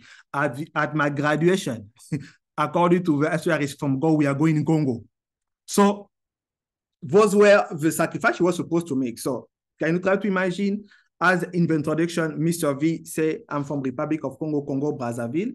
She's from the US. Our flag event is there. So if we compare the two countries, my country, it's seen according to the world like a developing country. Our country is a developed country. So, and we're here in China, conditions are quite a bit good. Now, can you imagine now her deciding she first left her country, she came here in China, and now leaving again China, going to my country. So it was a sacrifice also she was supposed to do. So those are things to consider also on the preparation time. You need to consider that as you are from two different countries, you may decide whether it's the husband who's going to go and live in his wife, maybe hometown, country, or the wife will decide to go and live there. So for our case, I told her we are going in Congo. So, but we knew also after our time in Congo, we were supposed to come back in China. So then we went in Congo. That was the time, the sacrifice we were supposed to make. And even when now we were in Congo, now when the Lord told us to come back again here in China, I wasn't willing to come back here in China because of I was already engaged with work and stuff. I didn't want to come back. But those are sacrifices that you need to consider also because of the two cultures, two different countries. You will decide the location you will go to live. So yeah, just to add up to this part. So now, the next question I would like to ask my wife is, what should couple, as we are talking about these intercultural marriages, what are they supposed to know before, embarking in such, relationship in marriage? What are they supposed to know before embarking? to this journey? Okay, we have 6 minutes, so I'm gonna be fast. I said earlier, like, for example, you should know, for example, what are some of the sacrifices you'll have to make. It's also important to know, like, what are your beliefs? What are the roles? What you believe the role should be in the marriage. So, for example, if you feel like in your culture, you feel like, okay, once a woman is married, she shouldn't work or she shouldn't dress a certain way or things like that. Like, you should talk about those things. You should also understand that, in this world, especially like in a lot of romantic movies and things, they always say, love will get us through this.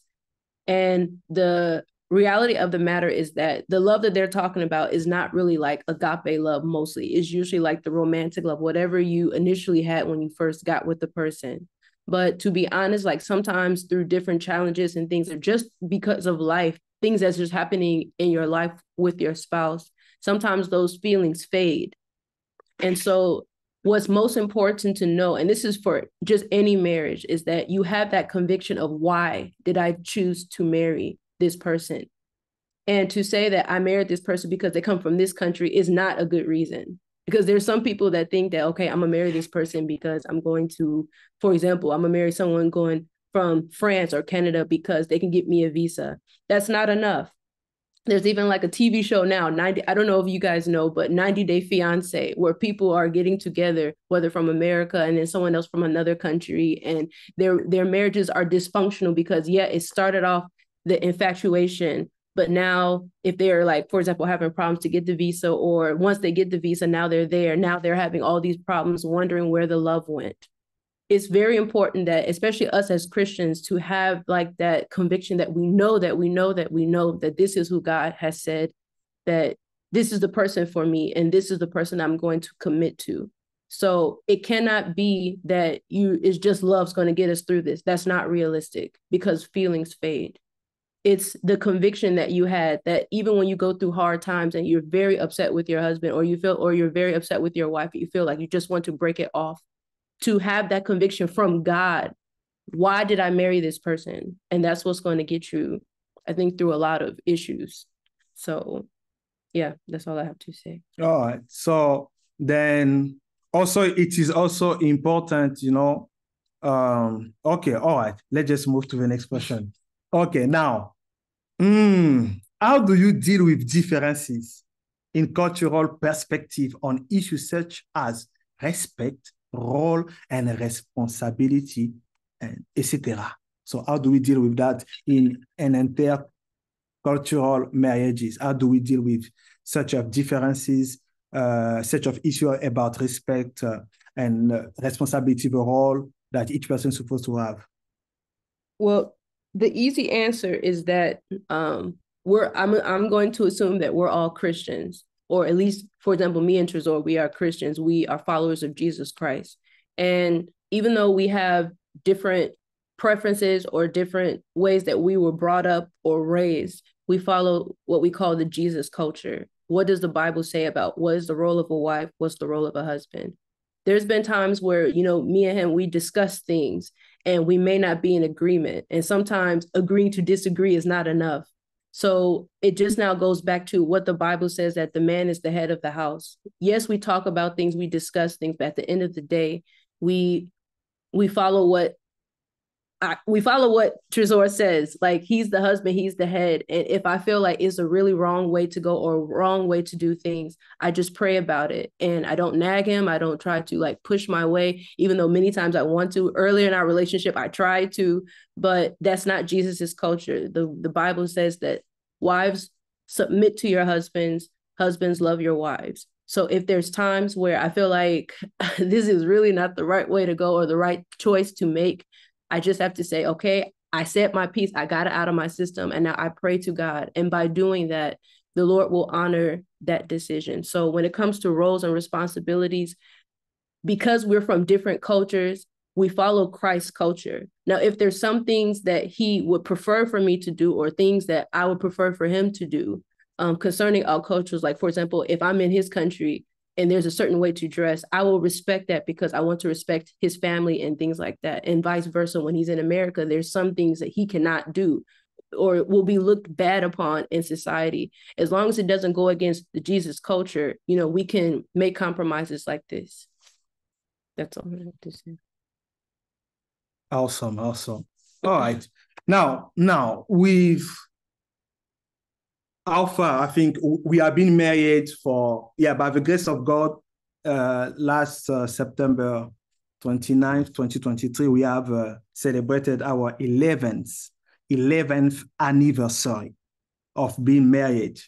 Yeah, so now, what lesson have you gathered over the years that can help young couples who already started this journey, or couples going through tough times on this journey? So what are the lessons? What are some nuggets or tips, you know, we can share with young people, with couple, with that experience of being married for over 10 years?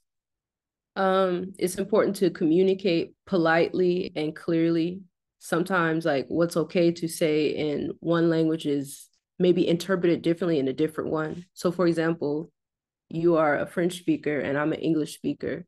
So especially if we're discussing, or can I permit me to say arguing about something, I'm not going to start speaking slang so you can't understand me, or you won't start speaking French where I for sure am not going to understand you. So when it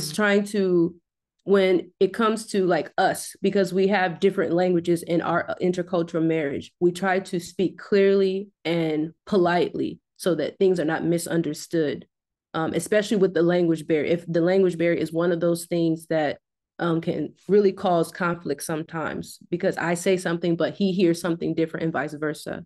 So to communicate politely and clearly until we get to the bottom of the issue is what's important. To be honest and transparent about how we feel about things that's going on, everything, that's also important. I'll stop there.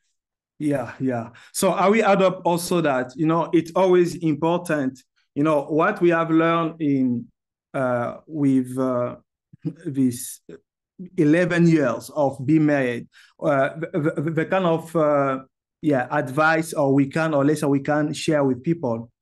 It's always also important to keep Christ at the center of your marriage. What I have learned also, it is, you know, marriage challenge your Christianity. When you are married, it challenges really who you are. Are you really a Christian? Because you will be challenged with your anger, with many, many different things. So now it is important to keep Christ Jesus at the center of your relationship, of your marriage. When you keep him at the center, earlier my wife was saying that it is important to have a confirmation that this person is the right person. So when everything goes south, and if things are not going well, you can go back to God to say, hey, God, this person, you are the one who, you have put us together. Please fix these things, deal with this, or ask advice. How can I deal with this? And now God will speak to you. He will tell you, okay, maybe for this situation, maybe go and forgive. He will give you some, he will speak back to you on what you ought to do. And when he speaks to you, now take also time to obey, the instruction that the Lord has given you. Because sometimes we listen, but we are not doer on sometimes when God speaks to us. So in these intercultural marriages, though it is some challenges that we face, and maybe all married couple may face in their relationship, but it's really important you keep Christ at the center and be willing to obey his voice. When there is anything that you are facing, you pour your heart to him, he will give you the solution. So that's why it's also important to have a close relationship with him, with Christ. As you put him in the center, you can hear his voice and be willing also to obey his voice so that you can come out from the situation. The other thing that we can also share with you, it is when there is crisis. Let me give an example. You decided to invest. Let me give an example that there is an opportunity of business. And I will talk with my wife and we say, okay, I think maybe this money that we have saved, let us invest in so and so thing. She may be in opposition. Oh no, we should not invest, blah, blah, blah, blah, blah, and so and so and so. But now, if at the end, the decision is, we are going to still say, okay, thank you for sharing your thought, but I still think that we should go with maybe the investment.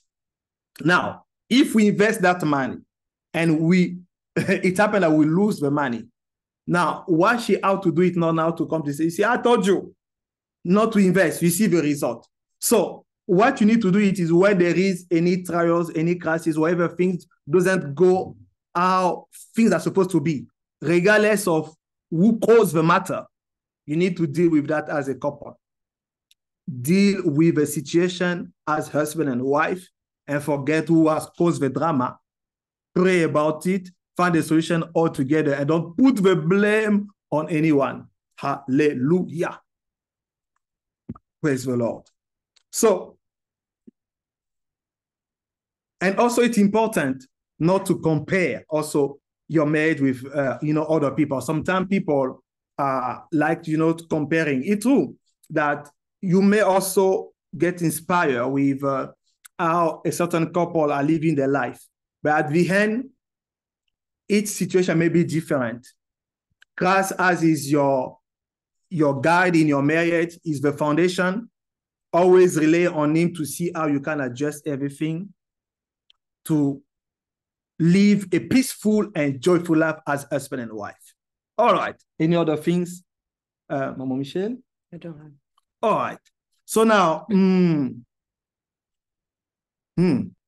the next question for tonight before we go to the Q&A. So, what are some differences that you had, so we had to overcome, and what strategy do you put in place to increase your bonding and intimacy as couple? So what was, the kind of differences that we had, when we came together as husband and wife, and what was the strategy that we put in place to overcome all of those challenges, and how also, we did to increase our intimacy and our bonding. Yeah. So just aside from the cultures, our personalities are both very different. Like, I'm more quiet, peaceful, I could be with myself, it's fine. You're more social, you like to sing, you like to be just the opposite. So we're just like opposites in personality. Like, the way we pray is different, the way we worship, communicate, everything is just different, just aside from the culture. So the way that the strategies that we put together to try to increase our bond and to overcome those differences was that, number one, I knew how you were before we got married, and you knew how I was before we got married. And so, like, nothing was new. And I decided to accept that. And after some time, maybe in the first few years of our marriage, like, it was really a struggle because I kept getting offended. Maybe you did, I don't know. But after a while, we just came to realize that you may not change, I may not change, but we've decided to live this life and to go through this journey together. So we accepted it. Maybe if I saw behaviors that used to irritate me before, or like maybe habits or things that I didn't like, I just chose to have patience, the patience that comes from the Lord, and just understand it and deal with it. And vice versa, you did the same for me. The things that I kept doing, you just accepted that and chose not to get offended by that. And we would just pray for each other. And we also to also increase maybe the bonding and the intimacy. What sometimes we do it is we set really to have quality time. We try to go out together. Okay, true that we have a son, but yeah, so we try to have even our quality time with him around. So we go out, even if it is maybe to eat, to watch a movie. Yeah, we do that. Or even at home, we watch like a movie together. We spend really quality time. We pray together as a family. We read the Bible together. Was a part also of the thing that increase, you know, our bonding, or sometimes some house chores. You know, sometimes I help around. So all these things where we can decide, okay, today let us clean this room or let us clean the house. So, okay, maybe we do this or we do this. So we do it all together. So all these things also, it kind of help us coming together, increase, you know, our bonding. And for intimacy also, we have our languages, our love language, our secret code, you know. While I say some things, we understand, and, you know, we know each other love language, and each person use it, you know, to keep the fire burning. Yeah, so those are some of the things that we'll be doing to keep the fire burning and to keep the bonding, keep the intimacy, and that's all. So please, I think we will stop here with the question I was asking to my wife. So I will give the floor back to the MC, yeah, to see if we have any questions, yeah, that anybody would like to ask. Please, you have the floor. We try also to be brief. Cecilia. Thank you so much, Reverend and Mrs. Mialo. That was powerful. You gave us really practical ways to manage an intermarriage. So yes, we have many questions. The first question is, was there any opposition from either of your families before or after marriage? And how did you handle it? Yeah, my wife said the short answer, no. Yeah, they were not. So they were not. Like me, when I spoke to my parents, because I told my dad about the first sister that I thought she was the one. And when my dad told me, but when I came back to him again to talk about my wife, he told me, but the previous one, because I didn't tell him, or it was done, the sister, whatever. So my parents say, okay, if God has, though I make a mistake at the first time, I spoke to my dad, I said, God has, you know, God has told me this is my wife. But at the second time I came back again, he still encouraged me. He said, if it is God, God will be done. Now with his wife, with a mother, the same thing, she encouraged, what was happening, but I had an interview, you know, where she asked a lot of questions and stuff. At the end, she said me, welcome son in the family. That was a good news. Okay, please, next question. Wow. Okay, the next question is, what are some of the challenges you faced when you got married, seeing the fact that you were from different cultures?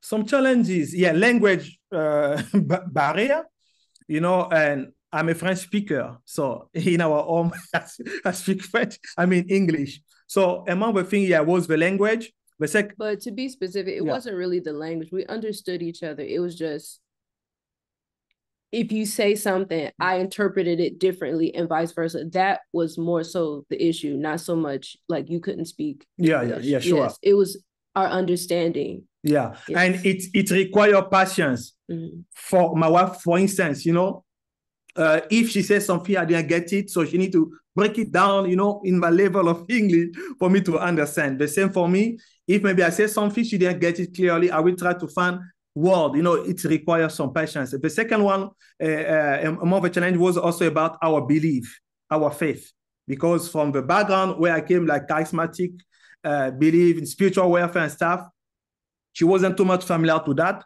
but I taught her about some reality about spiritual warfare and stuff, so we overcame it.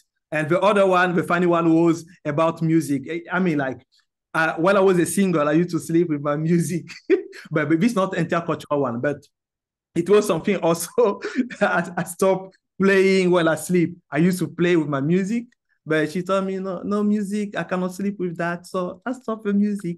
Okay, all right, please, next question. Yes, we can relate. Okay.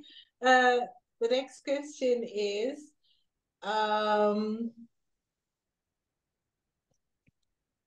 okay. How does a couple handle rejection from one family? Yeah, I think I will bring it to, I will bring it a bit like in the spiritual way. So if you have received rejection from the family, so usually I say to young people when I have opportunity to speak to them, it is, when you find somebody that you like talking to a brother, before you before you love her, before even you say anything to her, take a time to pray, to confirm that indeed she's the one. And when you speak to the sister, let her also pray to receive a confirmation she's the one. Now, both of you have received a confirmation from God that you are supposed to be together. So now, if the family come now to say, you are not supposed to be together, then challenge your God. Bring it back to God. Let him deal with that. That is the way I can say about it. So if indeed God has spoken that you are supposed to be together, so bring it back to him. Let him deal with that. Yeah, that is the way I'm going to respond to the question. I don't know if my wife, yeah, that is the way I will say it. So that's why it is really important to know the will of God before you open your heart, before you go to speak to that sister. And sister also, whatever the brother tell you, take time to pray with that. And when you know that God has put you together, it will even help you to face any challenges, whether concerning the fruit of the womb, rejection from the family, whatever challenge you face in marriage, the person misbehaving, you will bring it back to God in prayer. God, bring it back to him, not as Adam accusing God, the wife you gave me, but you bring it back to God to say, God, please, you are put us together, come and help us to overcome this challenge. Cecilia. Yes, thank you. Thank you so much for that. Powerful. Okay. The next question is, did you ever doubt your convictions about each other, and how did you handle it? Yes, before, when we got engaged, like Trezor said, we had time to pray, or I had time to pray. Like when he told me his conviction, I first had time to pray about it. And right before that, I think maybe a month before I actually met him, I was dealing with kind of not really a breakup, but just a heartbreak. Let me say a heartbreak. So at that point, I was just like, okay, God, I just wanted to be me and you. But let me just fast forward now to answer your question specifically.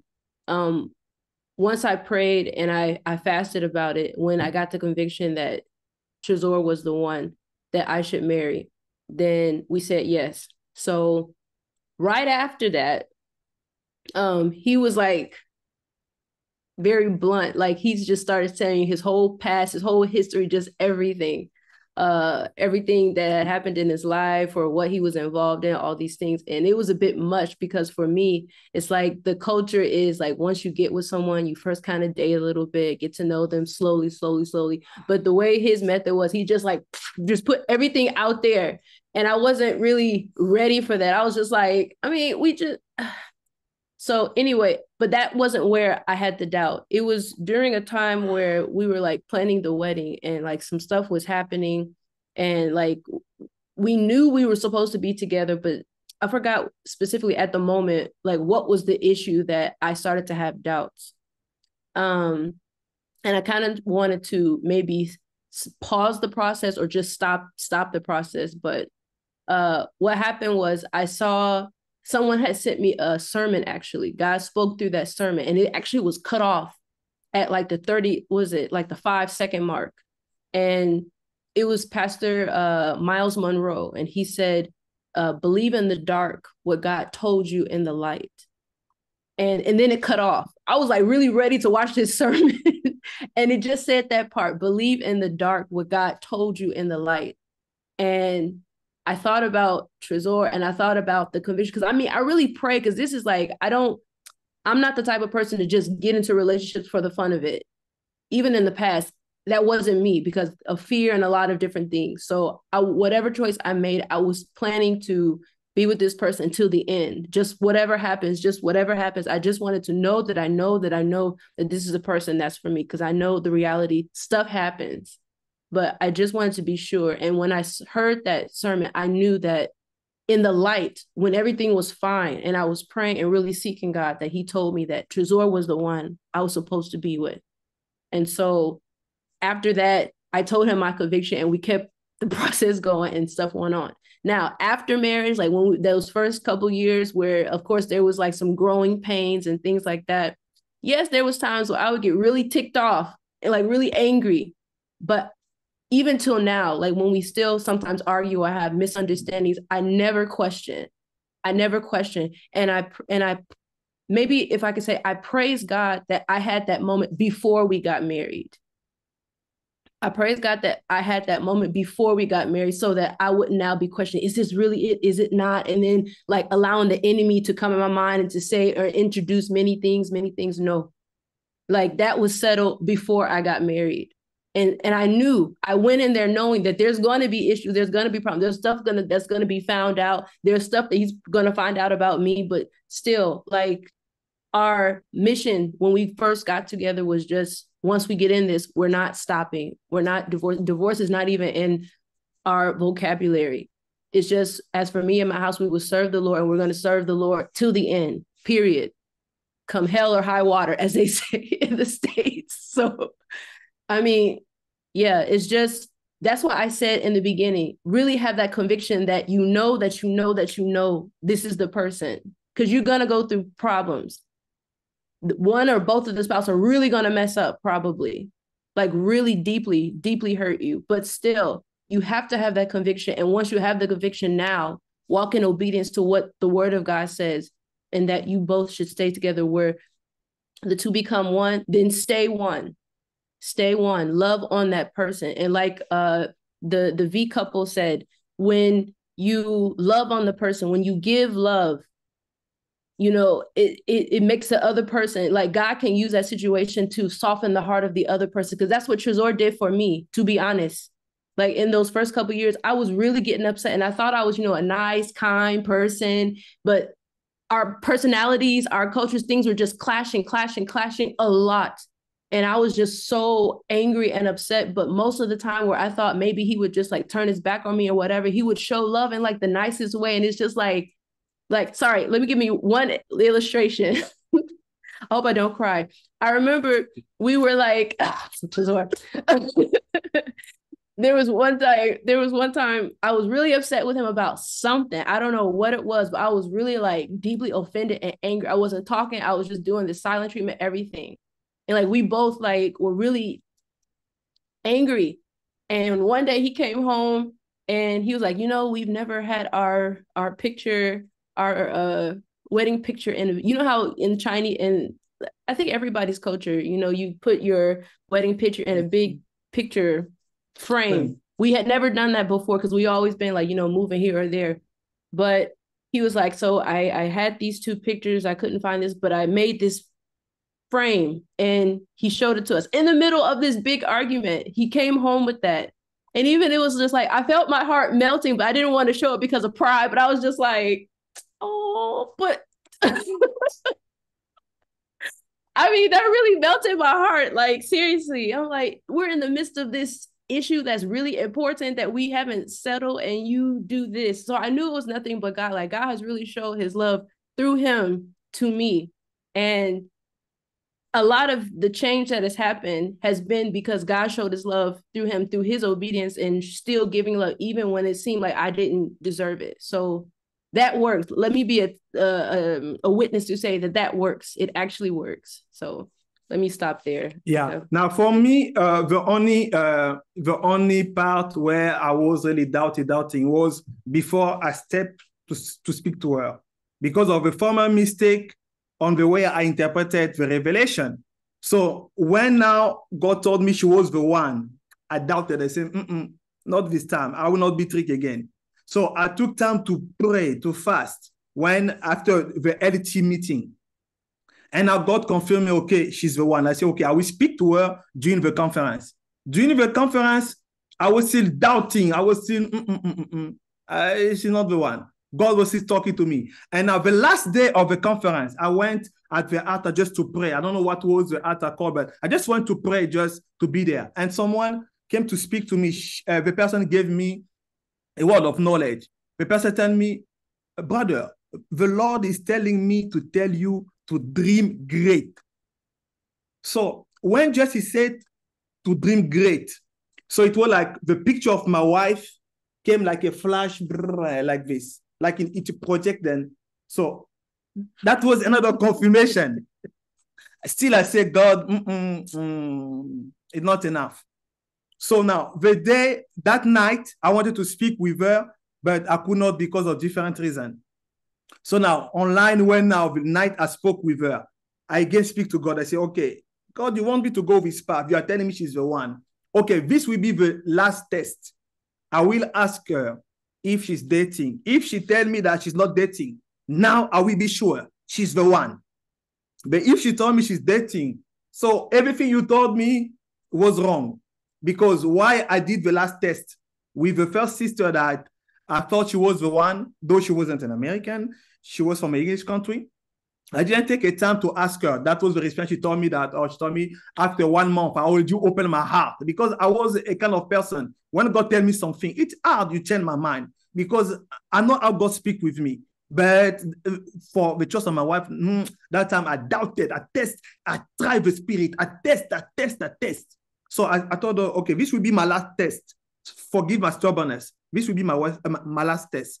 If she tells me she's not in a relationship, okay, I will go ahead. I will let you deal with the situation. So that night, I asked her, okay, I told her, okay, wherever I'll put it in that time with my English. I asked her, are you dating someone? Or I don't know, wherever, okay. Anyway, I just asked her, are you in a relationship with someone? And later on, she responded, she said no. Okay, then that was my last confirmation that now she was the one. And the rest is story. After she said yes to me, yes, in marriage, sometimes we face challenges and things. It never make me doubt that I got married to the wrong person. No, she's the best choice, the best gift that the Lord has given me. And I thank God for helping me to find her. He will find a wife, find a good things, find favor. So I will never doubt, regardless of what we may face, because I know that God is beyond these things. So that is for me. Thank you. Wow. One thing for sure, thank you so much for your honesty. You are not sugarcoating it, but still the love is coming out. Thank you so much for being honest. Okay, let me check if there are other questions here. Yeah, I think those are all of our questions. And the chat, yeah, people are saying thank you so much for your honesty. Thank you so much. Yes, and people are mentioning the conference. I think many people this year are going to, if there's any conference, people are going to run, and people are also going to join the prayer ministry. Okay. So much. Thank you so much, Reverend and Mrs. Mialu. That was powerful. I hope people were taking notes and people were seeing that we shouldn't just be led by our feelings. We should pray. God confirms. So thank you so much. Thank you. Thank you so much. Thank you, MC. And thank you, Mr. and Mrs. V, for the invitation. And thank you all. Cecilia. Okay. So please send your fire emojis. Let's thank our speakers. Thank you so much. This was such a blessing. It was such a blessing. We learned a lot in this session. We know that we had limited time, but still it was wonderful. So please, if you're joining us, make sure that you keep your video closed and your mic muted. Now I am going to call upon Mr. Kamate or Miss Blessing to give us the vote of thanks.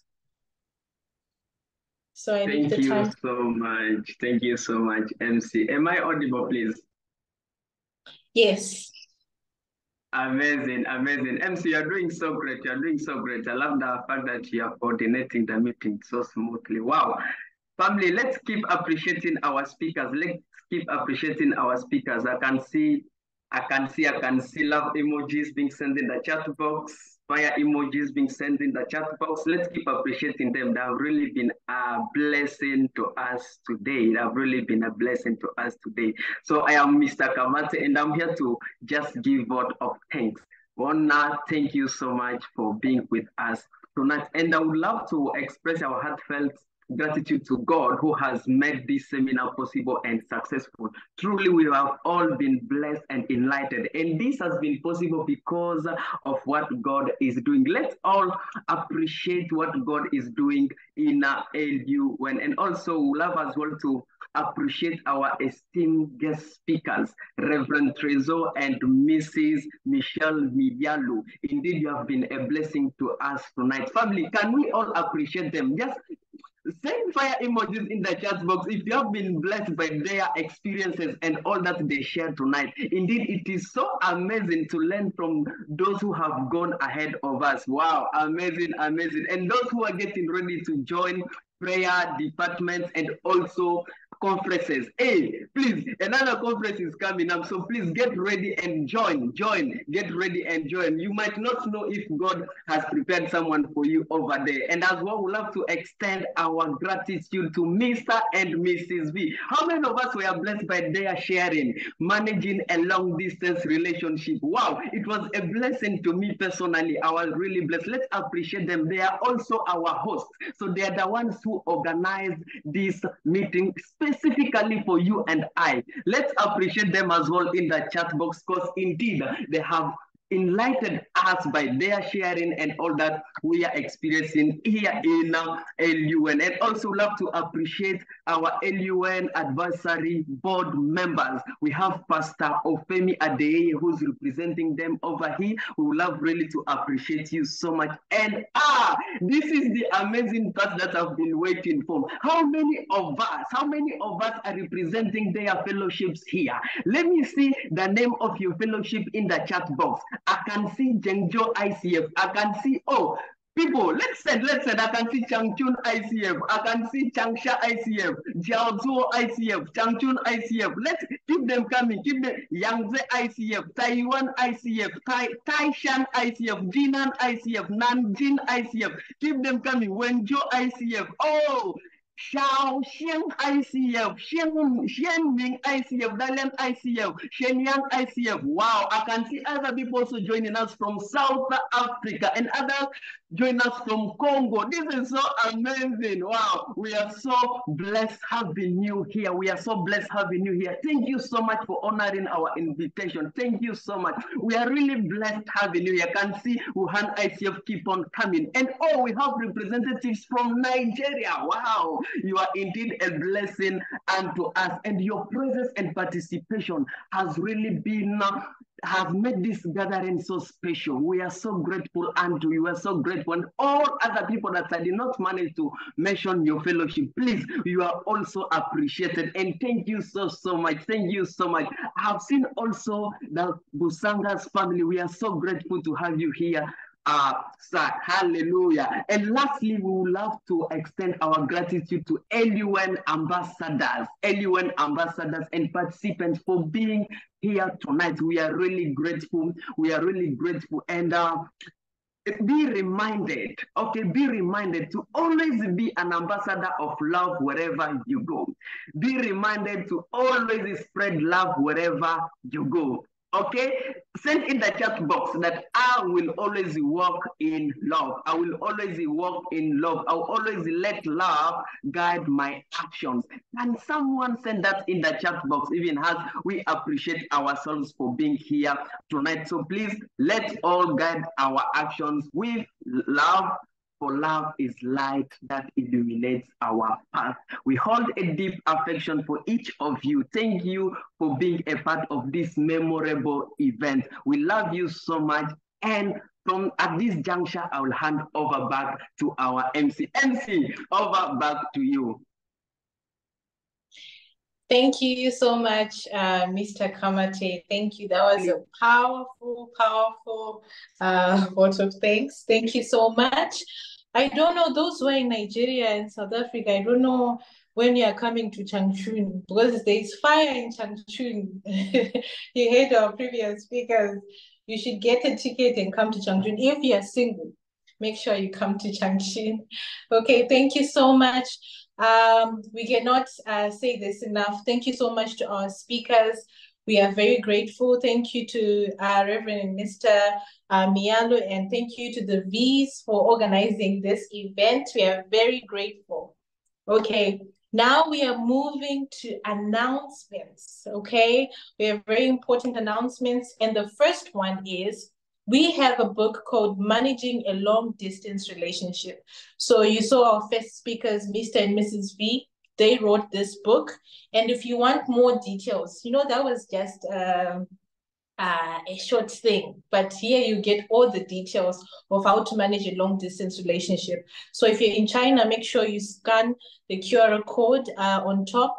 And then if you're outside of China, you can scan the QR code at the bottom and you make your order on Amazon. So please buy the book. Okay, yes. And our next announcement is follow Love Umbrella Network on social media. So we have an Instagram account and a Facebook account.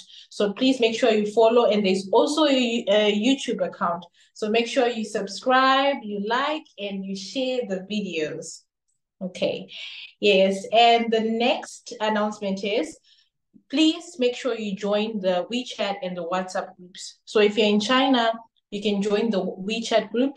And if you're outside China, you can join the WhatsApp group. So it's important to join these groups because you keep on being updated for any other future meetings that we'll have. Okay. And the next announcement is get ready. So there's another event that is coming soon, the LUN Academy Single Relationships Refresher course. So please make sure that you join the groups so that you'll be updated when exactly this refresher course is going to take place. So we're going to learn how to understand the purpose of a man and a woman, the purpose of love, sex, and marriage, and preparing for success in relationships and marriage. So please keep yourself updated on our social media platforms and in the groups. Make sure you join this refresher course, okay? The next announcement is there's another event, and this is going to be big. We have the Love and Light Season 5. And our theme is going to be the quantum leap. So please make sure you join. It's going to be in December this year. So we're going to meet again this year. Make sure that you join season 5. I know some of you couldn't attend season 1, 2, and 3, but you are here today. So make sure you join in December. Okay. Yes.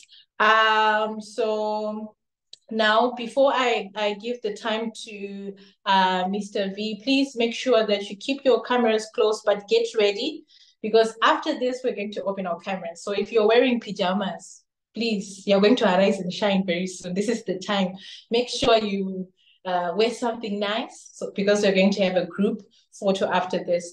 So now I'm going to call upon Mr. V. Some people know him as Mr. V, some as Dr. V, some as, but I know him as Pastor V. He's our pastor here in Changchun. So I call for you, Pastor. Over to you. Hello. Wow. It feels like this should not end. I mean, I was enjoying this session of the treasures so much that I felt we should just continue. And of course, the MC, the chats, the conversations, everybody that has spoken. All right. We are filled with so much joy. All right. Although that's the name of my wife, but even beyond that, I mean, we are so excited about the success of the day. And much more importantly, we trust God that everyone that has said this, we get it right in your relationships. And also, there will be fruits that will come out. I mean, testimonies, impacts, all right? So thank you for joining once again. And thank you to the MC. You are amazing. Thank you to everyone. You are amazing. and we look forward to connecting with you on other platforms. All right, and of course, LUN Academy, get ready to be loaded. I'm telling you to be loaded, get ready. All right, so thank you so much. And I saw some persons, sorry, I may not be able to mention the names of everyone, but I think I saw my biggest brother, Pastor Fenipo, is no longer here. We love you so much. And I saw Empress Martha too. We love and celebrate you. She was with us at the last season. I mean, of Sparkles of Love. It was powerful. All right, and the Busangas, we love you so much, and we celebrate you. And to all our big brothers and sisters out there, oh, Empress, good to see you. And to all our big brothers and sisters out there, thank you so much for joining us. We honor you, we celebrate you, and we look forward to growing together. All right, so I will hand over back to the MC now. MC, we are there, over to you. Okay, thank you. Thank you so much, Mr. V. Now, it's the time some of us have been waiting for. Now it's time for the group picture. So please make sure you open your cameras. We're going to open your videos. We're going to take a group picture. So yes, open. Let's see who has opened their camera.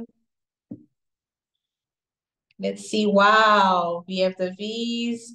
Oh, we have Mr. Tressa and Michelle Mialu. We have Manifest from Shaoxing. Mikafut, Josephine. Please, guys, open. Yes, wow. Beautiful, wow. Yes. Can see Mr. Kamate over there, Sister Mona Lisa. I can see Latifa, Wanafemi. Thank you so much for joining. Sister Genevieve, can you please open your camera? I have Vanessa, please open. This is the time to arise and shine, guys. People will see you shining and you never know. Open your cameras. Okay, so please smile. The picture is going to be taken soon. Smile. Those who are in bed, arise and shine. Yes.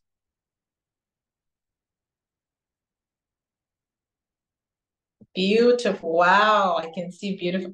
Sister Tabit. Wow. I can see Pearl.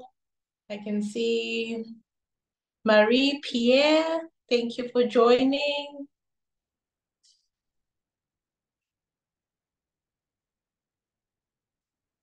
Wow, thank you so much.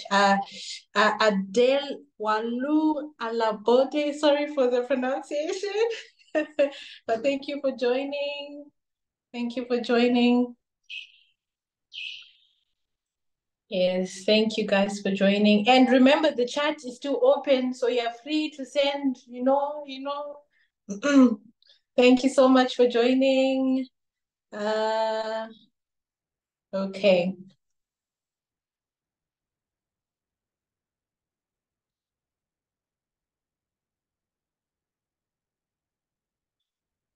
Okay, so now it's time for us to fellowship. Please make sure you send messages in the chat. Time to fellowship. Please don't leave yet. This is the time. Say hi to someone you can see.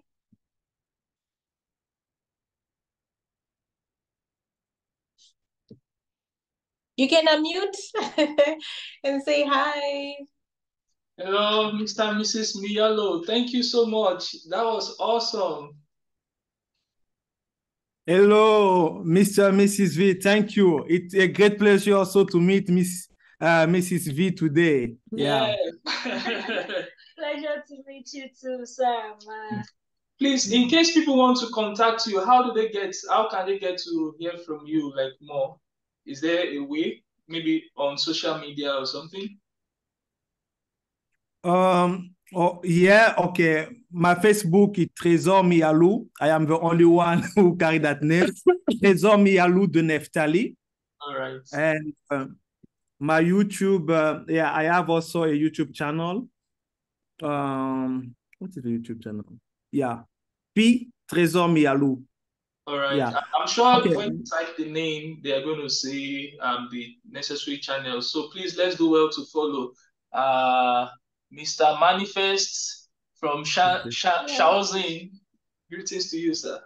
I think the Facebook has been dropped and the YouTube name too. It's in the chat, please, if you'd like to follow them. All right. And big sister Mitchell, thank you so much for spreading the Changchun spirit.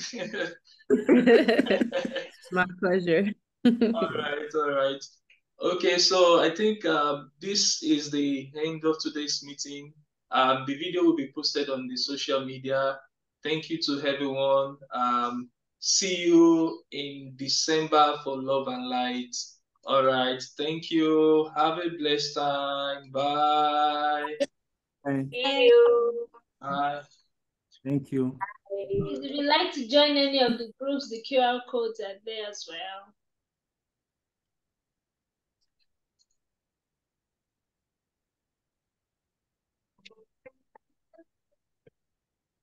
Okay, thank you for joining. Bye.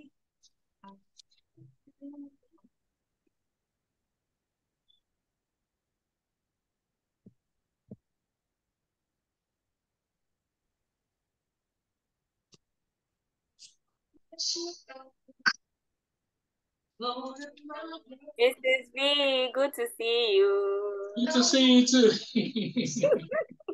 Oh, sorry, you said Mrs. B. I was answering. Yeah, the two are one. So Yes, it's allowed.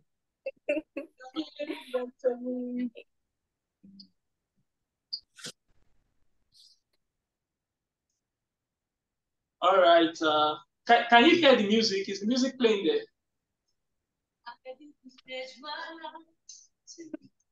Yeah, we can hear it now.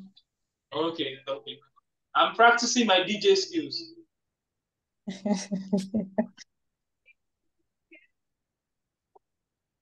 And if you are there and you have been legalized to sing love song to someone,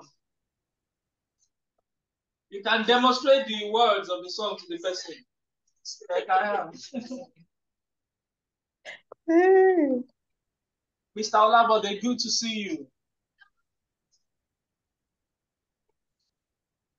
Yes, sir. Good to see everyone too. Good day, sir. Good day, family. Okay, awesome. Trust you are blessed. From China, Mr. Labode. Very, very powerful section. I was blessed. I was so blessed, and I'm happy that I joined. Thank you so much, sirs, and to the MC too. You did powerfully well. Thank you, ma'am. Yes, Sister Kim. Let's see your face again. You are amazing. The best MC in the world. Yes, you are excellent. So great.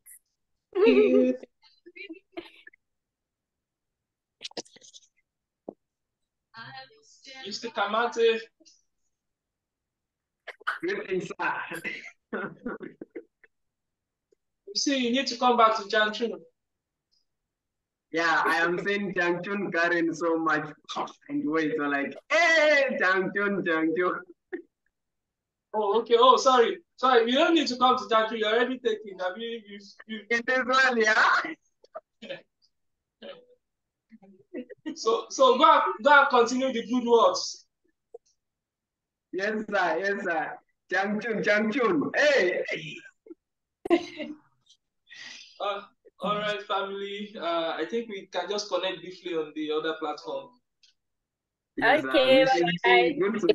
Bye-bye. Everyone, Bye. bye. Bye-bye. You just pop your head. I don't know what you said. They can hear you.